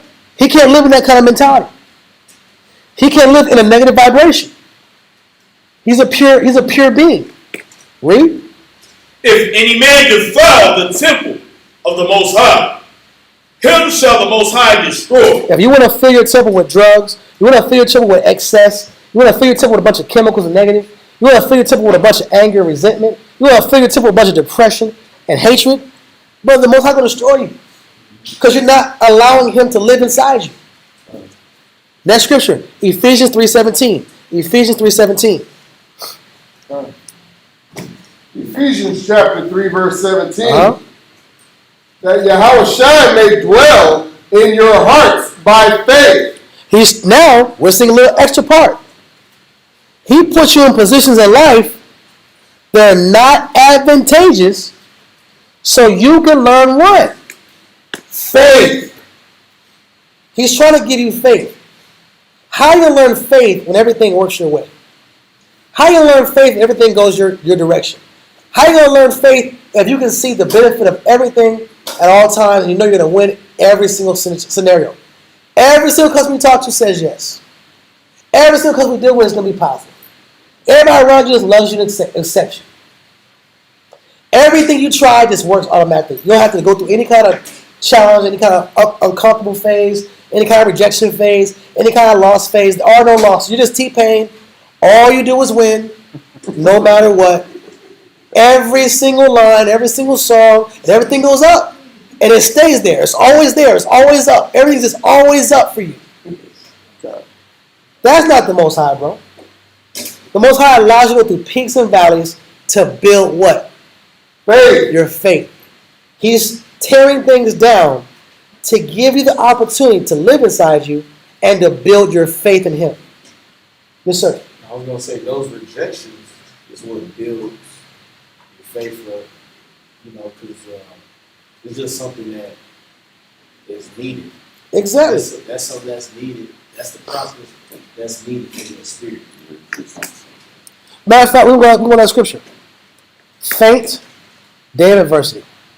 We're coming right back. Proverbs 24:10. Proverbs 24:10. We're coming right back here. The Most High must give you adversity to give you faith. So what must He do? Subtract your comfort. He must subtract your comfort. He must subtract the sense of security that you crave. He must subtract the idea of comfort that we crave. He must subtract the idea of control that we crave. You got it? Proverbs 24, verse 10. Uh-huh. If thou faint in the day of adversity, If you just faint, oh, it's hard, I'm going to faint now. Oh, the sun's hot, I'm going to faint now. Oh, the camp's going through a challenge. Oh, the camp's shaky right now. I'm going to faint now. The camp went through a million shaky days. Oh, this brother's tripping. He's angry. He might quit the truth. I'm going to faint now. Oh, we got to grind. Generals have to work hard, which we do anyway. I'm going to faint now. Oh, my marriage is shaky. I'm going to faint now. Oh, the brother don't like me. I corrected the brother. He don't like what I said. Oh, he doesn't be my friend anymore. I'm going to faint now. Oh, I got an eviction notice. I'm going to faint now. Oh, the repo man came. The repo man showed up. More than once. I'm going to faint now. Oh, my rib. Oh, she's going to leave. She's going to disappear. I'm going to faint now. Why is Israel allowing every situation, every wave, every emotion, every feeling make them faint? When bad times come, when adversity comes, that's your opportunity to see how much Christ is inside you. Hard times are made to show how much Christ is in you. Period.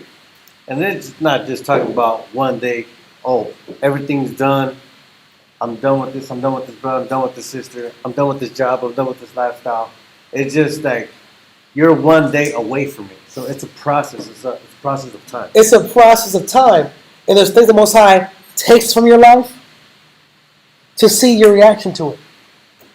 Can you handle the loss of your liberty, your freedom? Can you handle the loss of finance? Can you handle the loss of people not liking you? Some people just have to be liked. They just gotta be liked. People just gotta like them. In this game, bro, people don't like you, bro. You read the Bible, they don't like you. Tell them the truth, they don't like you. Tell them the honest truth from the scripture, they don't like you. You're in the leadership position. You tell them to help them, not help you, but help them, so they can win. They don't like you. Yeah, accept this. This is a part of life. Can you accept adversity, however or whatever form it comes in? Can you accept the adversity the Most High has for you? Can you wait? Some people just have to wait, and that they can't take that. Oh my God, I gotta wait again? Another Monday?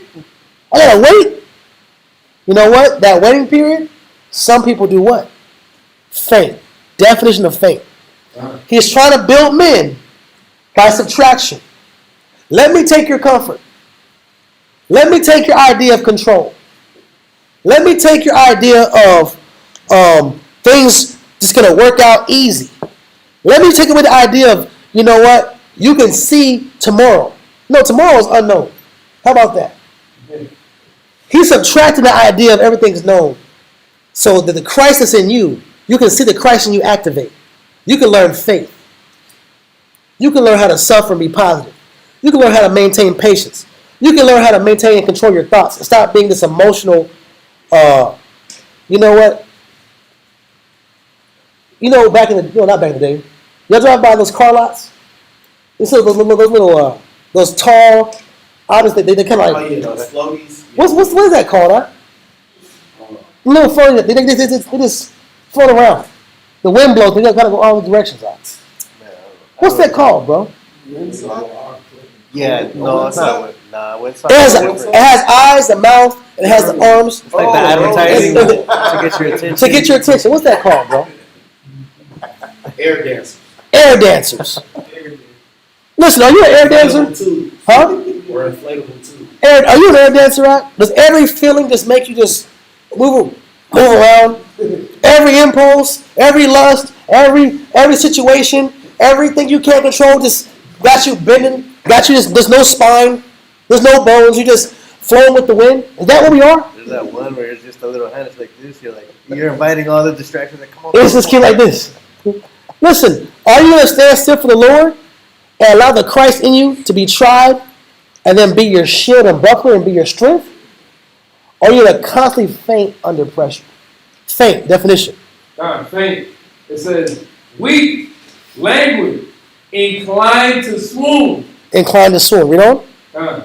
It says, and to be rendered faint by excessive evacuations. Excessive running. Excessive desires to escape. Excessive evacuations and retreats. Anything else? It says, weak, feeble, languid, exhausted, as faint with fatigue, hunger, or thirst. I'm always tired. I'm always lacking. Next one. Give me a simple one, bro. Something simple. Cowardly. Cowardly. Am I going to become a coward because hard times are here? I have no sense of control. I have to wait, so now I'm a coward. I can't get my way right now, so I become a coward. I don't feel like a man right now because the Most High is humbling me right now, so I become a coward. So you're in a humbling process, not a coward process. Anything else? It says timorous. Timorous. Get timorous. Definition. Detail. Timorous. It says fearful of danger. Stop. Now all I do is worry. Now I worry 24 hours a day. Well, what if this happens? Or what if this happens? And what if that happens? And what if this person does this to me? And what if this person does that to me? And what if the elders are wicked? What if the elders are evil demons? Listen, people had that story. People experienced it before. And the Most High took care of everybody. Right? In different camps, different situations. I'm not talking about our camp. Just in life in general. There's 1,000 stories in the Bible about wicked kings. How many kings were wicked in the Bible? Weren't most of them wicked? There's only 3 good kings. Only 3 in Judah. Out of all the Judites in the world, there's only 3 good kings. Only the Southern kings. We had 3 good kings. Now our tribes, they had a hard time. I guess they want to control. I guess they didn't go to class. They didn't go to class back in the day. It's simple, bro. You're gonna be challenged, and the Most High will take away that comfort, but to show you that He's with you. When you're weak, He is what? He's strong. He's waiting for you to get that breaking point, to strengthen you. He's waiting for you to be afraid, to strengthen you. He's waiting for you to lose patience, to strengthen you, to quicken you, to bring you back to life, not to tear you down, and not to let you be formed into a coward. The Most High really is trying us, and really is testing us, and really is allowing you to be put to your breaking point, your personal breaking point, to show you can go a little further. You can believe a little more. You're not as weak as you think you are. You're not afraid as you think you are. You're not as slow as you think you are. You're not as behind as you think you are. But can you let the Most High go through His process of subtraction? It's building a man by subtraction. Taking away his comfort, taking away his fun, taking away his finance, not to destroy you. What are you getting in the process? You're getting your faith. You're getting your confidence. You're seeing the Christ in you activate. I ain't gonna lie, my personal life, but I didn't see Christ until it got really bad. When it got really, really, really bad, I saw Christ. And it was like, I got some easy, there's ain't always bad stories, there's light stories too. I remember years ago, we had a school, and we were trying not to lose the school, right? We were trying, we had to pay taxes. And it was said that if y'all sell every single raffle ticket, if every raffle ticket is not sold, we lose the school. So we're in the streets. Asking everybody for $2. You got raffle, you get raffle, you get a TV, you get a vacation, you get a ABCFG, whatever you get this. Just give us $2 and we'll put your name in a little pot, and if you win the prize. We had like 20,000 tickets to sell, to my knowledge. That's why I don't remember. That was the number. 20,000. I don't know. That was the number. We were behind. We had problems, right? So I'm brand new. I'm out there. It's nighttime. I'm right there on, I think, East Commerce. Well, I'm out there, East Commerce, bro. And I got like one ticket left in my hand, bro. All right, like 2 tickets. I'm like, you know what, bro? There's a McDonald's right here at this corner. Then I'm gonna go through the drive-through, and when they pull up, I'm gonna sell this raffle ticket. Because it said if every ticket don't get sold, it's not victory. We have a school. So when the person pulled up, they didn't see Ron McDonald, they saw me. And I'm like, hey, check this out. Do you have $4? Do you have $2? Do you have $5? You have a donation? We need this donation to try to build a daycare, which was really a school. Try to save a school. Anyways, you know what? They gave me like $10 and let me live my life. But it was the most humiliating thing in the world. It was very humiliating. Why are you standing in a drive-thru like Ronald McDonald? And strangers will come up asking strangers for money at night. Not the daytime, at nighttime. What was the lesson? And brothers did more than that. What was the lesson? How low can you go? That was the lesson. Listen, how low can you go? Are you gonna stay in a drive-thru? Are you gonna stay in a drive-thru with a raffle ticket for Jesus? Are you gonna embarrass yourself for Christ? Are you gonna lower yourself for Christ? I think every last one of us have that kind of story. Yeah, chased out by security. Brothers got arrested. Brothers got chased out by security. And brothers went back to the same place and sold raffle tickets again. Brothers got kicked out of schools, kicked out of colleges. All kind of bad stuff happened. But there was good stuff that happened, because the good was what? How low can you go? How much can you lower yourself for what you believe in? And guess what happened? We saved the school before we lost it years later, right? But the point is, every one of us has a story where you had to lower yourself for Christ. The question is, how many times can you go through that same experience without breaking? How many times can you lower your opinion without breaking? How many times can you be publicly embarrassed without breaking? How many times can you not look like you're in control without breaking? How many times can you not feed your ego without breaking? Is it the 5th attempt that's going to break you? Is it the 5th patience experience going to break you? Is it the 5th challenge you're probably going to break you? What number of what situation is going to break you from your confidence in Christ?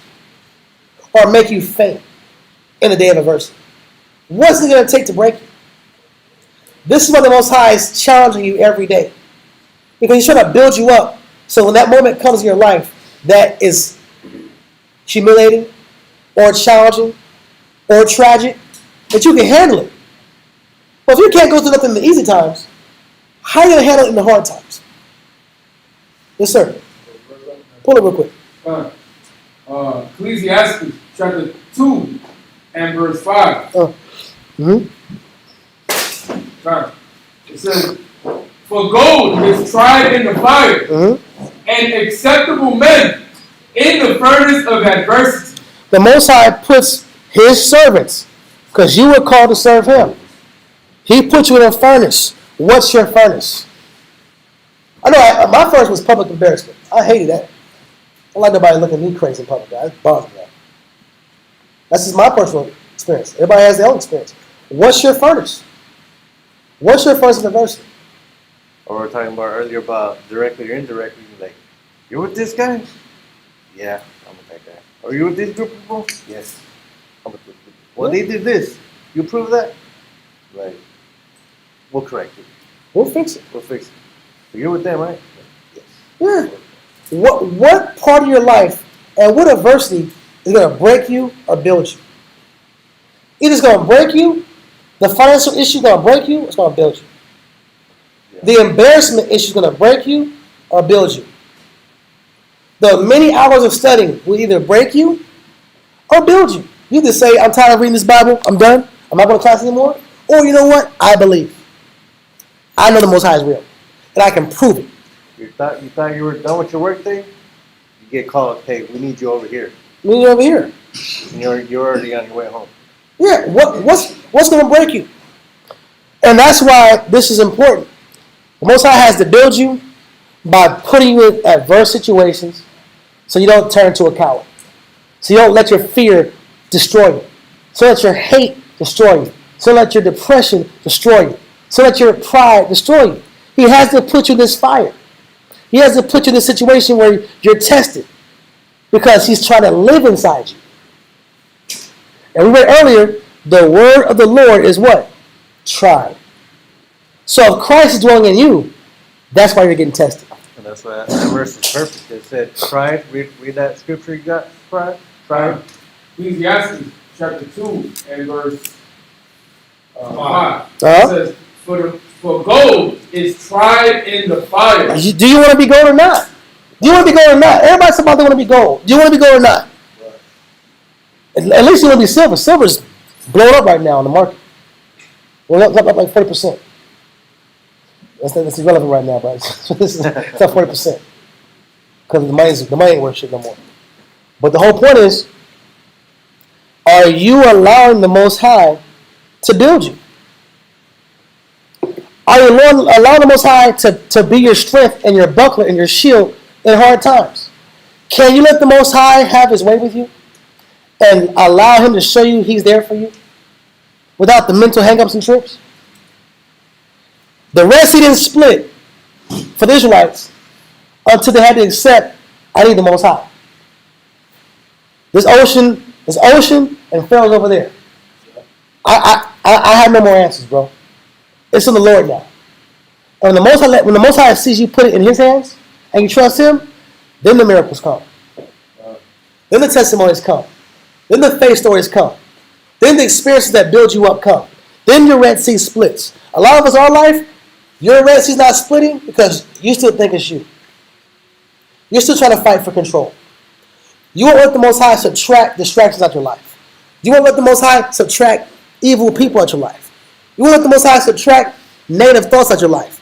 You won't let the Most High subtract your comforts and your pride. You won't let him subtract, which means he can never get to the point where he builds you. It said tear down, destroy, root down, then build, then plant. We can't even get to that. Because I can't stand the adversity. Or I can't deal with the fear. Or I don't let the Most High live inside me. Because I maintain a chaotic mind frame. Or a negative mind frame. Or a bitter mind frame. This is why people don't last in the truth. They don't let the Most High work for them. The people that do let the Most High work for them have faith and confidence and a positive outlook and scriptures. The ones that don't see the Most High come through for them, they have excuses, a bunch of debate, arguments, and sad stories. And sad perspectives. Because they're resisting the process. It's a process. The truth is a process. Growth is a process. If you allow the Most High to give you the whole process, you'll see it was love. And it's the Most High dwell with you richly. Keep reading. It says, for gold is tried in the fire, and acceptable men in the furnace of adversity. He wants to accept you. But he can't accept you until you push in a process where you have to lose something. You're not losing just to lose. You're actually gaining something. You're actually getting a whole lot. You're getting virtue. You're getting testimonies. You're getting faith. You're getting a connection. You're getting strength. What are you gaining? You're not losing anything. You're not losing anything.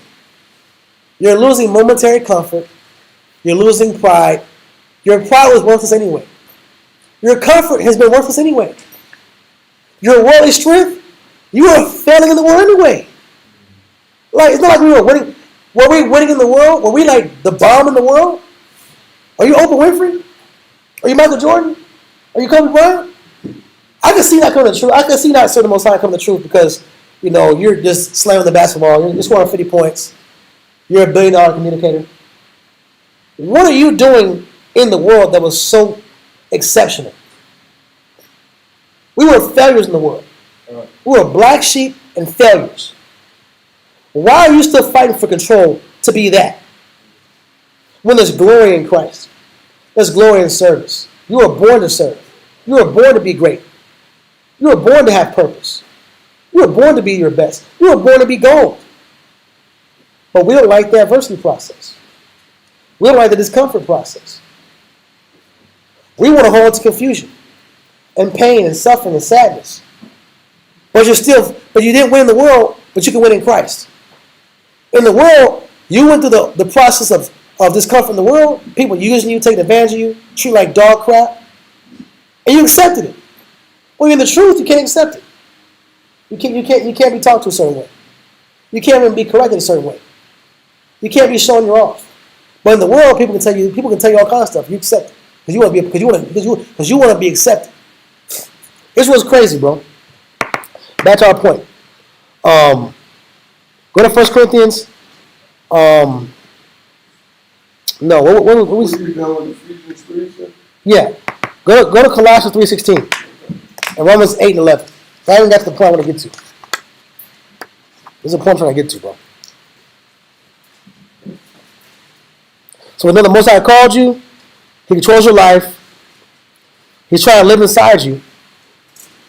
His word, the word is the Most High's will. And He's trying to be inside you and show you His power. But you have to allow the Most High to take things away from you and take a certain carnal concepts from you so you can prosper spiritually. Keep going. Colossians chapter 3 and verse 7 reads, Uh-huh. In the which ye also walked sometime. No, this is Colossians 3:16. Okay, 3 and 16. Uh-huh. Colossians chapter 3 and verse 16 reads, Uh-huh. Let the word of Yahushua dwell in you richly, Let the word of Christ dwell in you. How? and you work richly The in word of all Christ wisdom. is supposed to dwell with you richly, bro. In all what? In all wisdom, You know? teaching and admonishing one another in psalms, hymns, and spiritual songs, singing with grace in your hearts to the Lord. Listen, bro. You should have more scriptures in your mind than native thoughts. What it's talking about. The word of Christ is supposed to be inside you richly. In songs, hymns, spiritual wisdom. That's supposed to be in your mind more than native thinking. Go to Romans 8 and 11. Romans 8 and 11.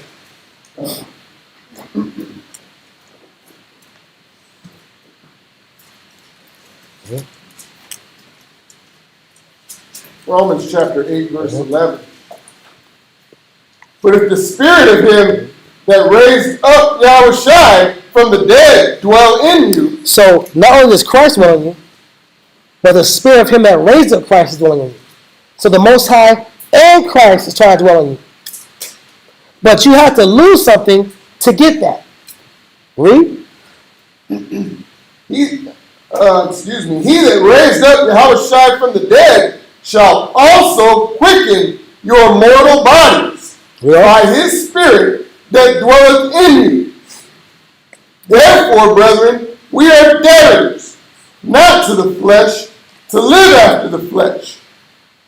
For if ye live after the flesh, ye shall die. Start right there. It says it plain English out. We're supposed to be spiritual people. We're supposed to let the Most High dwell in us richly, go through adversity with a positive mind, maintain our patience, and allow the virtues to come. Allow the patience to come, the brotherhood to come, the love to come, the strength to come, the positive concept to come, the wisdom to come. You can get that if you let the Most High take away your sense of control, take away your sense of independence, take away your sense of self-reliance. Rely on Christ, not yourself. Cursed be the man that what? Trusted the man to do what? Make his flesh his arm. Let's pull it real quick. Let's get it real quick.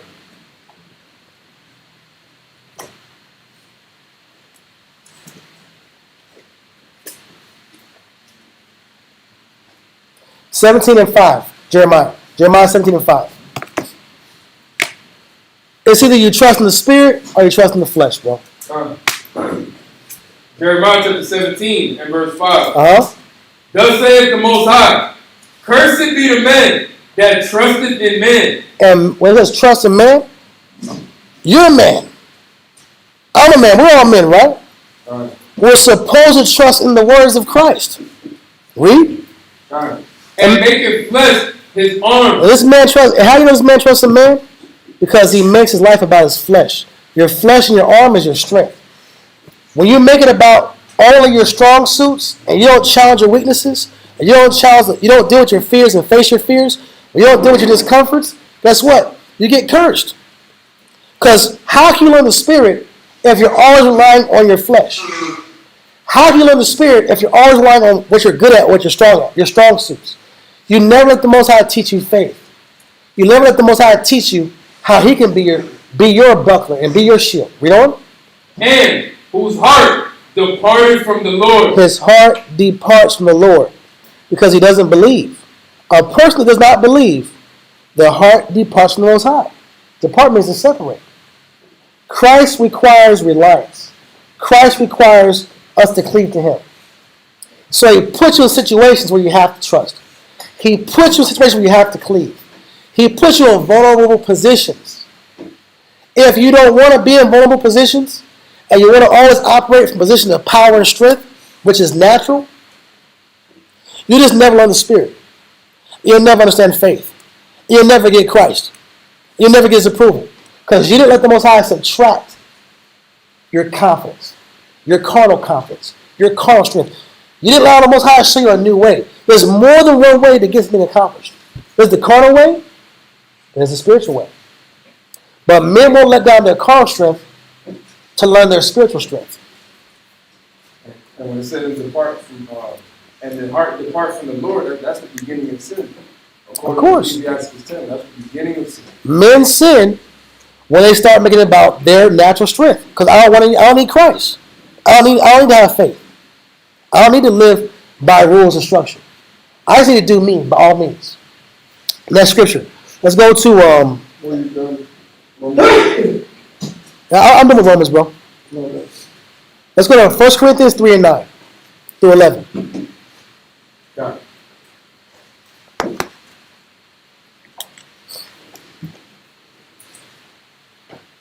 So the Most High is not trying to stop you, slow you down, destroy you, humble you just to make you feel like you're nothing, to make you feel low, make you alone just to be alone. It's not for that purpose, bro. The Most High is isolating you to get you to focus on Him. He's humbling you to separate you from your opinion. He's making you wait so He can strengthen you for you. So when you do get blessed, you can maintain your blessings. He's trying to teach you and teach you real leadership skills, real maintenance skills, real life skills, biblical life skills. But He has to slow your life down and take away your natural propensities and your natural strengths so you can see it's Him. If you always think it's you, you'll never believe in the Most High. You'll be fighting Pharaoh like you can beat Pharaoh. You can't beat Pharaoh. You can't beat the cops. You can't beat the white man. You can't beat these wild dogs that be out there in the last times. It'll be the last time you're going to sit here and think it's you. You better have faith. You better have experiences of trust in the Most High. You better have experience when you submitted, He came through. You better have the ability to humble yourself. You better have patience and to wait for Him to come through for you. Or you're going to do it yourself and destroy yourself and fail your people. 1 Corinthians 3 and 9 through 11. 1 Corinthians chapter 3 and verse 9 read, For we are laborers together with Yahushua. Ye are the Most High's husband. You're His husbandry, read on. Ye are the Most High's building. He's building you once again. You're His building. You're His frame, His foundation, His walls, His studs, His nails, His screws, His crown molding. He's trying to stunt you. He's trying to show you off. He wants to take you and show you off to the world and ordain you to be that prophet, that servant. He wants to put you that city on a high hill, the city on the hill. He wants to show you off. How can He show you off and you don't believe in Him? How can He show you off and you can't wait? How can He show you off and you're angry all the time? How can He show you off and you're always depressed? How can He show you off and you think it's you? How can He show you off and you fight for your personal strength? How can He show you off and you didn't let the Most High couldn't take anything away from you? You You would not allow the Lord to take something from you so he could give back to you 10 times better, 10 times stronger. You could not take a loss for Christ. You could not take a loss for the Most High. But you're supposed to get the kingdom? That doesn't sound real, right? That's not even real. You lost nothing for God, got to the kingdom, and walked into heaven. That's not even real. Everything in life requires a loss. But the loss is actually a gain. I lost this much money by gaining this fame. I lost this much time by gaining this experience. I lost this much social media by gaining this much wisdom in the Bible. I willingly lost things to gain something greater. Are you allowing yourself to exchange something that's unprofitable for something greater? Your pride is unprofitable. Your anger is unprofitable. Your emotions are unprofitable. What we have to give you in exchange of that is so much greater. And every last one of us is a Bible story. Every last one of us is a narrative. What you have to do? The Spirit already chose you. But you got to choose him back. The Most High loves you. But you got to love him back. The Most High wants you. But you got to want him back. It's a two-way street. Keep reading. Come. Verse 10. According to the grace of the Most High, which is given unto me, as a wise master builder. And we're supposed to follow people that are successful spiritually. We're supposed to follow other master builders. Paul was a master builder. So his tenets, his principles, we should follow. Christ is a master builder. His tenets, we should follow. Moses was a master builder. His tenets, we should follow. David was a master builder. His tenets, we should follow. Noah was a master builder. His tenets, we should follow. Read. I have laid the foundation, and another buildeth thereon. But let every man take heed how he buildeth thereupon. How are you building on the scriptures the Most High has given you? How are you building on the opportunity you've been given? Most High gives you a family, how do you build it? Most High gives you children, how do you build it? Most High gives you men, how do you teach them? Most High gives you students, how do you invest in it? Most High gives you a body, how do you care for it? Most High gives you a home, how do you clean it? Most High gives you a vehicle, how do you maintain it? Most High gives you scriptures, how do you organize it and study it? Read. Come. For other foundation can no man lay than that is laid. You can't do it your way. The whole truth is about doing things another person's way or Christ's way. Just not your way. You have to accept that. Because if it's your way, it feeds your pride. So Most High makes every single man that reads the Bible have to do things a way that he's not used to. For the purpose of learning humility. For the purpose of subtracting pride. For the purpose of making him yield himself to the Lord and try things a different way or a better way. Keep reading. Which is Yahushua. Which is what? Yahushua. So Christ is trying to give you a foundation or a blueprint, but do you follow the blueprint? How close are you to following Christ's blueprints? Next scripture, Galatians 2:18. This is the contrast. This is skipping ahead. This is the contrast, though.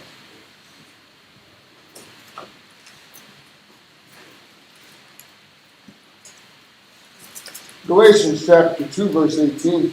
Uh-huh. This is the contrast. Because there's some people that go through the process of the loss, which is really the gaining process, if you actually know. Spiritually, you're getting all his virtues and powers and wisdoms. Read.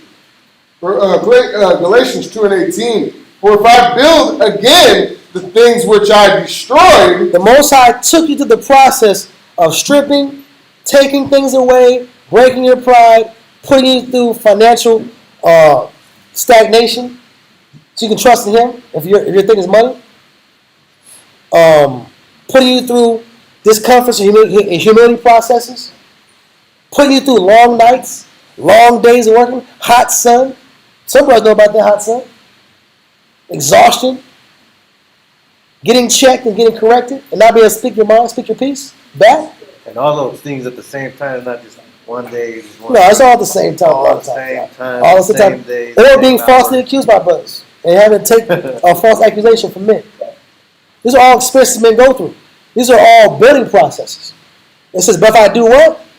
If I build again the things which I destroyed, It said tear down, throw down, destroy, whatever. We read it earlier, right? Yeah. Why am I going to repeat and rebuild the walls that the Most High tore down? He tore down certain walls, carnal walls, pride walls, anger walls, depression walls, fear walls. He tore down a lot just to re-instruct you and build you up as a spiritual person. Why would you rebuild the negative? Read, it's going to tell you right here. I make myself a transgressor. If you build again the things you destroyed, you went through all this. You went through all the processes. You went through the changes. You went through the humility. You went through the long hours of studying. You went through the faith experiences. You got testimonies. You know the Most High is real. The carnal, after you went through all the process already, you already went through the process of change. And now it's about the process of maintenance and forward progression. Now it's that process. You're maintaining your spirit, you're maintaining your flesh, and now it's about gaining more spiritual talents and gaining more growth and investing in more people. Why would you go regressive and go backwards and rebuild your pride and rebuild your impatience and rebuild your anger and rebuild your depression? Why would you go backwards? He took things away to build you, and now he's built you, but you're looking back. Well, that's the Jew. What did the Israelites do in the wilderness? Look back. Wanted to go back. They want to go back to Egypt. Israel always wants to go back to Egypt. They want to go back to slavery. Israel's homeborn slaves. Israel likes to be in that weak, impoverished mental condition, that carnal. If I can be carnal, I'd rather be a carnal slave than a spiritual servant. That's what we're really saying. And that time period was known as the provocation. Yeah, bro. Provoking the Most High's anger. Listen, the Most High is trying to give you something better. He took you to the, but this is the point. About this Christian, what blows me away is you went through the purging process. You went through the correction processes. You went through the long hours of studying. And you know better. Why are you looking back now? That's an individual question to answer. Go to Ecclesiastes in the Bible, chapter 3, verse 6. Ecclesiastes in the Bible, chapter 3, verse 6. I believe the answer is that I didn't value what the Most High showed me. If I can look back that easy, and I can keep being regressive, I didn't value what the Most High was showing me. I didn't appreciate it enough. 3 and 6? Yeah, 3 and 6, Ecclesiastes. Ecclesiastes chapter 3 and verse 6. Uh-huh. A time to get and a time to lose. Stop right there. There's a time period in life, and a time period of truth, where you have to get. There's a time period to get things, and get blessings, and get come-ups. That's a great time. There's also a time for what? To lose. Also a time to lose things, and to separate from things, and to cast things away. Keep reading. A time to keep. A time to keep. Read on. And a time to cast away. There's a time to cast things away, to purge things out that are no longer beneficial. Y'all understand that? There's a time for these experiences. What time are you in? Is it time for you to gain right now? Maybe some of us are in the gain time. Maybe some of us are in the gaining season. But if you're not in the gaining season, if you're in the losing season, can you see the good in the losing season? What are you losing for? You're losing and being purged and being separated from your carnal strengths to build you up in the end or down the line. That's what it's really for. It's not to hurt you, bro. It's not to destroy you. It's not to take away your strength and make you feel like less than a man. The Most High has to take things away to give you a testimony. Why did Job go through what Job went through? Why did Christ suffer? Why did David not get the kingdom when he first got anointed? Why do people have to go through these positions of humility? It's necessary. If David went through it, if Job went through it, if Christ went through it, why can't we go through it? We want to press the skip button and get to the kingdom. Skip button and get to the blessings and the goodies. We don't want to accept the period of life that Most High has you being humbled, and He's infusing Himself in your spirit and teaching you how He reasons, and teaching you how He thinks, and teaching you how He loves, and showing His spirit. He teaches the lowly out. The lowly get it. The proud don't get it. That's scripture. Proverbs 20 and verse 27. Proverbs 20 and verse 27.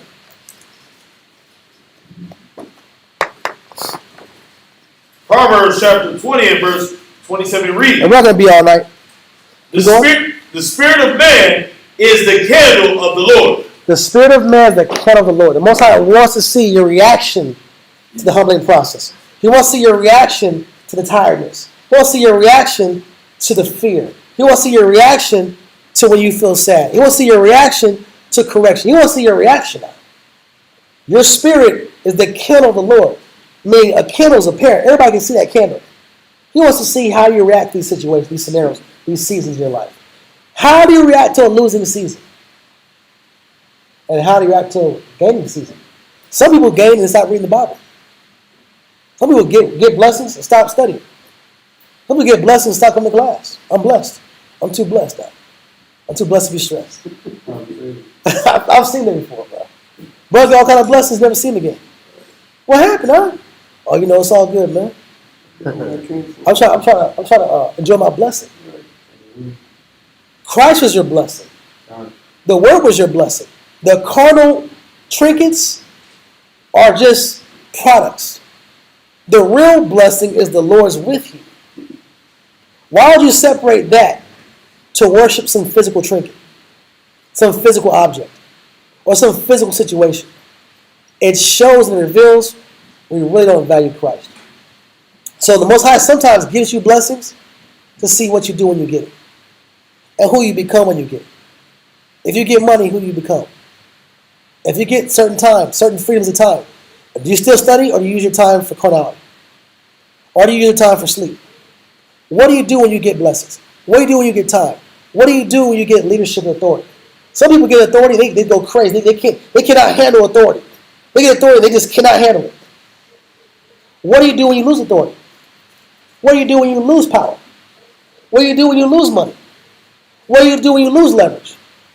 How do you react to your environment spiritually? Your reaction, the Most High uses that. Okay, I know you that much more now. But I want you to see what was inside you. I want you to see that you had pride. I want you to see that you had a lot of arrogance. I want you to see that you can't handle money. I want you to see that you can't handle a bunch of free time. Look what you did to yourself. I want you to see you can't handle liberty. Look what you do when you have liberty. I want you to see that for yourself. I'm still working with you. But maybe you got to see it for yourself. Keep reading. Come, see all the inward parts of the belly. The belly is the appetite. The Most High allows situations in your life to be there to see, is your carnal appetite stronger than your spiritual desire for Christ? Are you going to sell Christ out? Are you going to neglect Christ? Are you going to forget Christ? Are you going to forget your responsibilities and your commitments because you have a strong carnal appetite? Is your carnal appetite going to break your discipline? Break your study ethic? Break your order? Break your sincerity? Break your love? Break your commitment? Break your honor? Break your purity? Is your carnal appetite stronger than your purity? That's why you create those situations.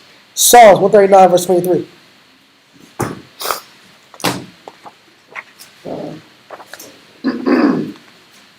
Psalms chapter 139, verse 23.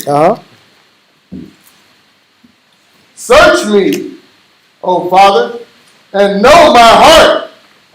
Try me and know my thoughts. He's saying, listen, know my thoughts. He wants the Most High to know his thoughts. You know how he wants the Most High to see his thoughts?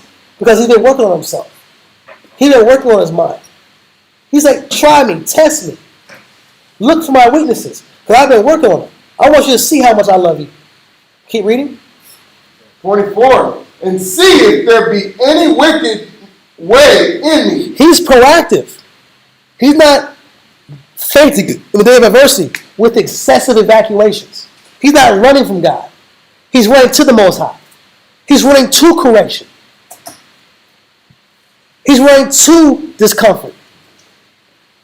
He's allowing the Most High to clip and prune him like a plant, so he can produce. Even people that deal with plants know you gotta prune the plant a certain way. You gotta take away the leaves to have bigger fruits or bigger flowers. Sometimes you have to cut the stem so that the roots grow stronger. You have to purge branches or certain limbs to get a better fruit or better or stronger roots. When you say, I've been taking out lately, but they prune it for a reason. They don't just cut leaves to cut leaves. You cut off dead branches, or you cut it off so that the blood of the plant doesn't flow the direction.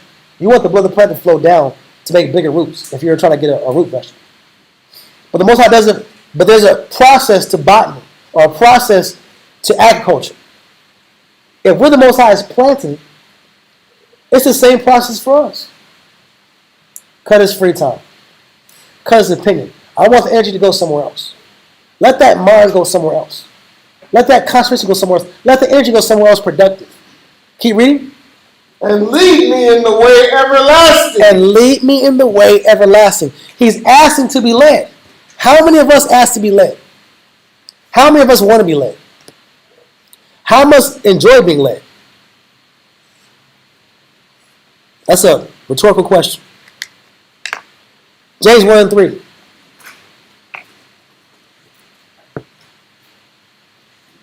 James 1 and 3. Nah. James chapter 1 and verse 3. Knowing this, that the trying of your faith worketh patience. He has to separate certainty and subtract your certainty and take away your certainty to put you into a position of faith. You have to wait and be in that position to see the power of patience. Keep reading. It says, but let patience have her perfect work. But let patience have her what? Perfect work. Listen, you can run and evacuate and quit and fight and play control games and operate in arrogance and pride and be impudent all you want. You could do 6 years that way and have nothing. Another person does 6 years of submitting and studying and learning and confessing and changing, and they have a better product in 5 years. And that's why you have people that say the truth didn't work. There's some people that said they're going to tell you the truth didn't work. I don't believe the truth. It was a waste of my time. Those are the people that resisted the subtraction process, that couldn't be humble. And there's others that say the truth is the best thing that ever happened to me. And I gained from it. And I grew from it. And I got blessed. I got spiritual skill sets. And I got spiritual understanding. And I got wisdom. And my life is whole because of the Most High. Same camp, same school, same amount of time. Different perspective. Different decision-making process. Different submission process. One won't submit, one will submit. One won't study, one will study. One won't accept, one will accept. One allows the Most High to subtract distractions and folly, and one fights for control and chaos. Well, at the end of those 5 to 6 years, they have different stories. When they talk to you, they're going to tell you their story. When you hear a bunch of sad stories that didn't work out, now you know where they're at. They didn't submit, they didn't study, they didn't listen, they fought the process, they wanted a bunch of chaos, they couldn't let go of their strengths. So now you know what you got? You got you. You won you. You had 5 years of notebooks that you didn't listen to and didn't apply. You collected notebooks. That's your life. But you know what tribe you come from. Another person got the notebook, read it, applied it, went through different processes, got humbled, learned from it, grew from it, and they have a bunch of blessings behind them. Tangible and intangible. The Bible says the substance of the diligent is precious. The Most High gives you blessings for being diligent and being in the Word and being about the Lord. But not when you're looking for the blessings. Not when you want the physical blessings. Not when that's your objective. When your objective is humility and going through the process and accepting the process, you get honored in the end. Same time period though. And everything you're explaining is in patience. And this is on the etymology. It says patience, quality of being willing to bear adversities, calm endurance of misfortune, suffering. And it says the quality of suffering or enduring submission. So everything you were saying and explaining and expounding was in patience. Brother, that's the Most High, bro. Like I said, this is the first part of the class. The second part we'll go through, if I teach the second part, is going through different people's lives that apply this information and see how they went, how their life ended up. Seeing the benefit of their life. Going through the same process. Allowing the Most High to build them by subtraction. Building men, building women by temporarily taking away their freedoms. Temporarily taking away their control. Well, really not temporary, it's forever. You do it with the Most High. But you're exchanging that for something greater. Or something better. Alright? So we'll go with that either next week or it might be a different topic. Alright? But love you. Appreciate you. Thanks for coming through. We're getting back in our routine, back in our cycle. Shabbat shalom. We'll see you tomorrow. Shalom. All right.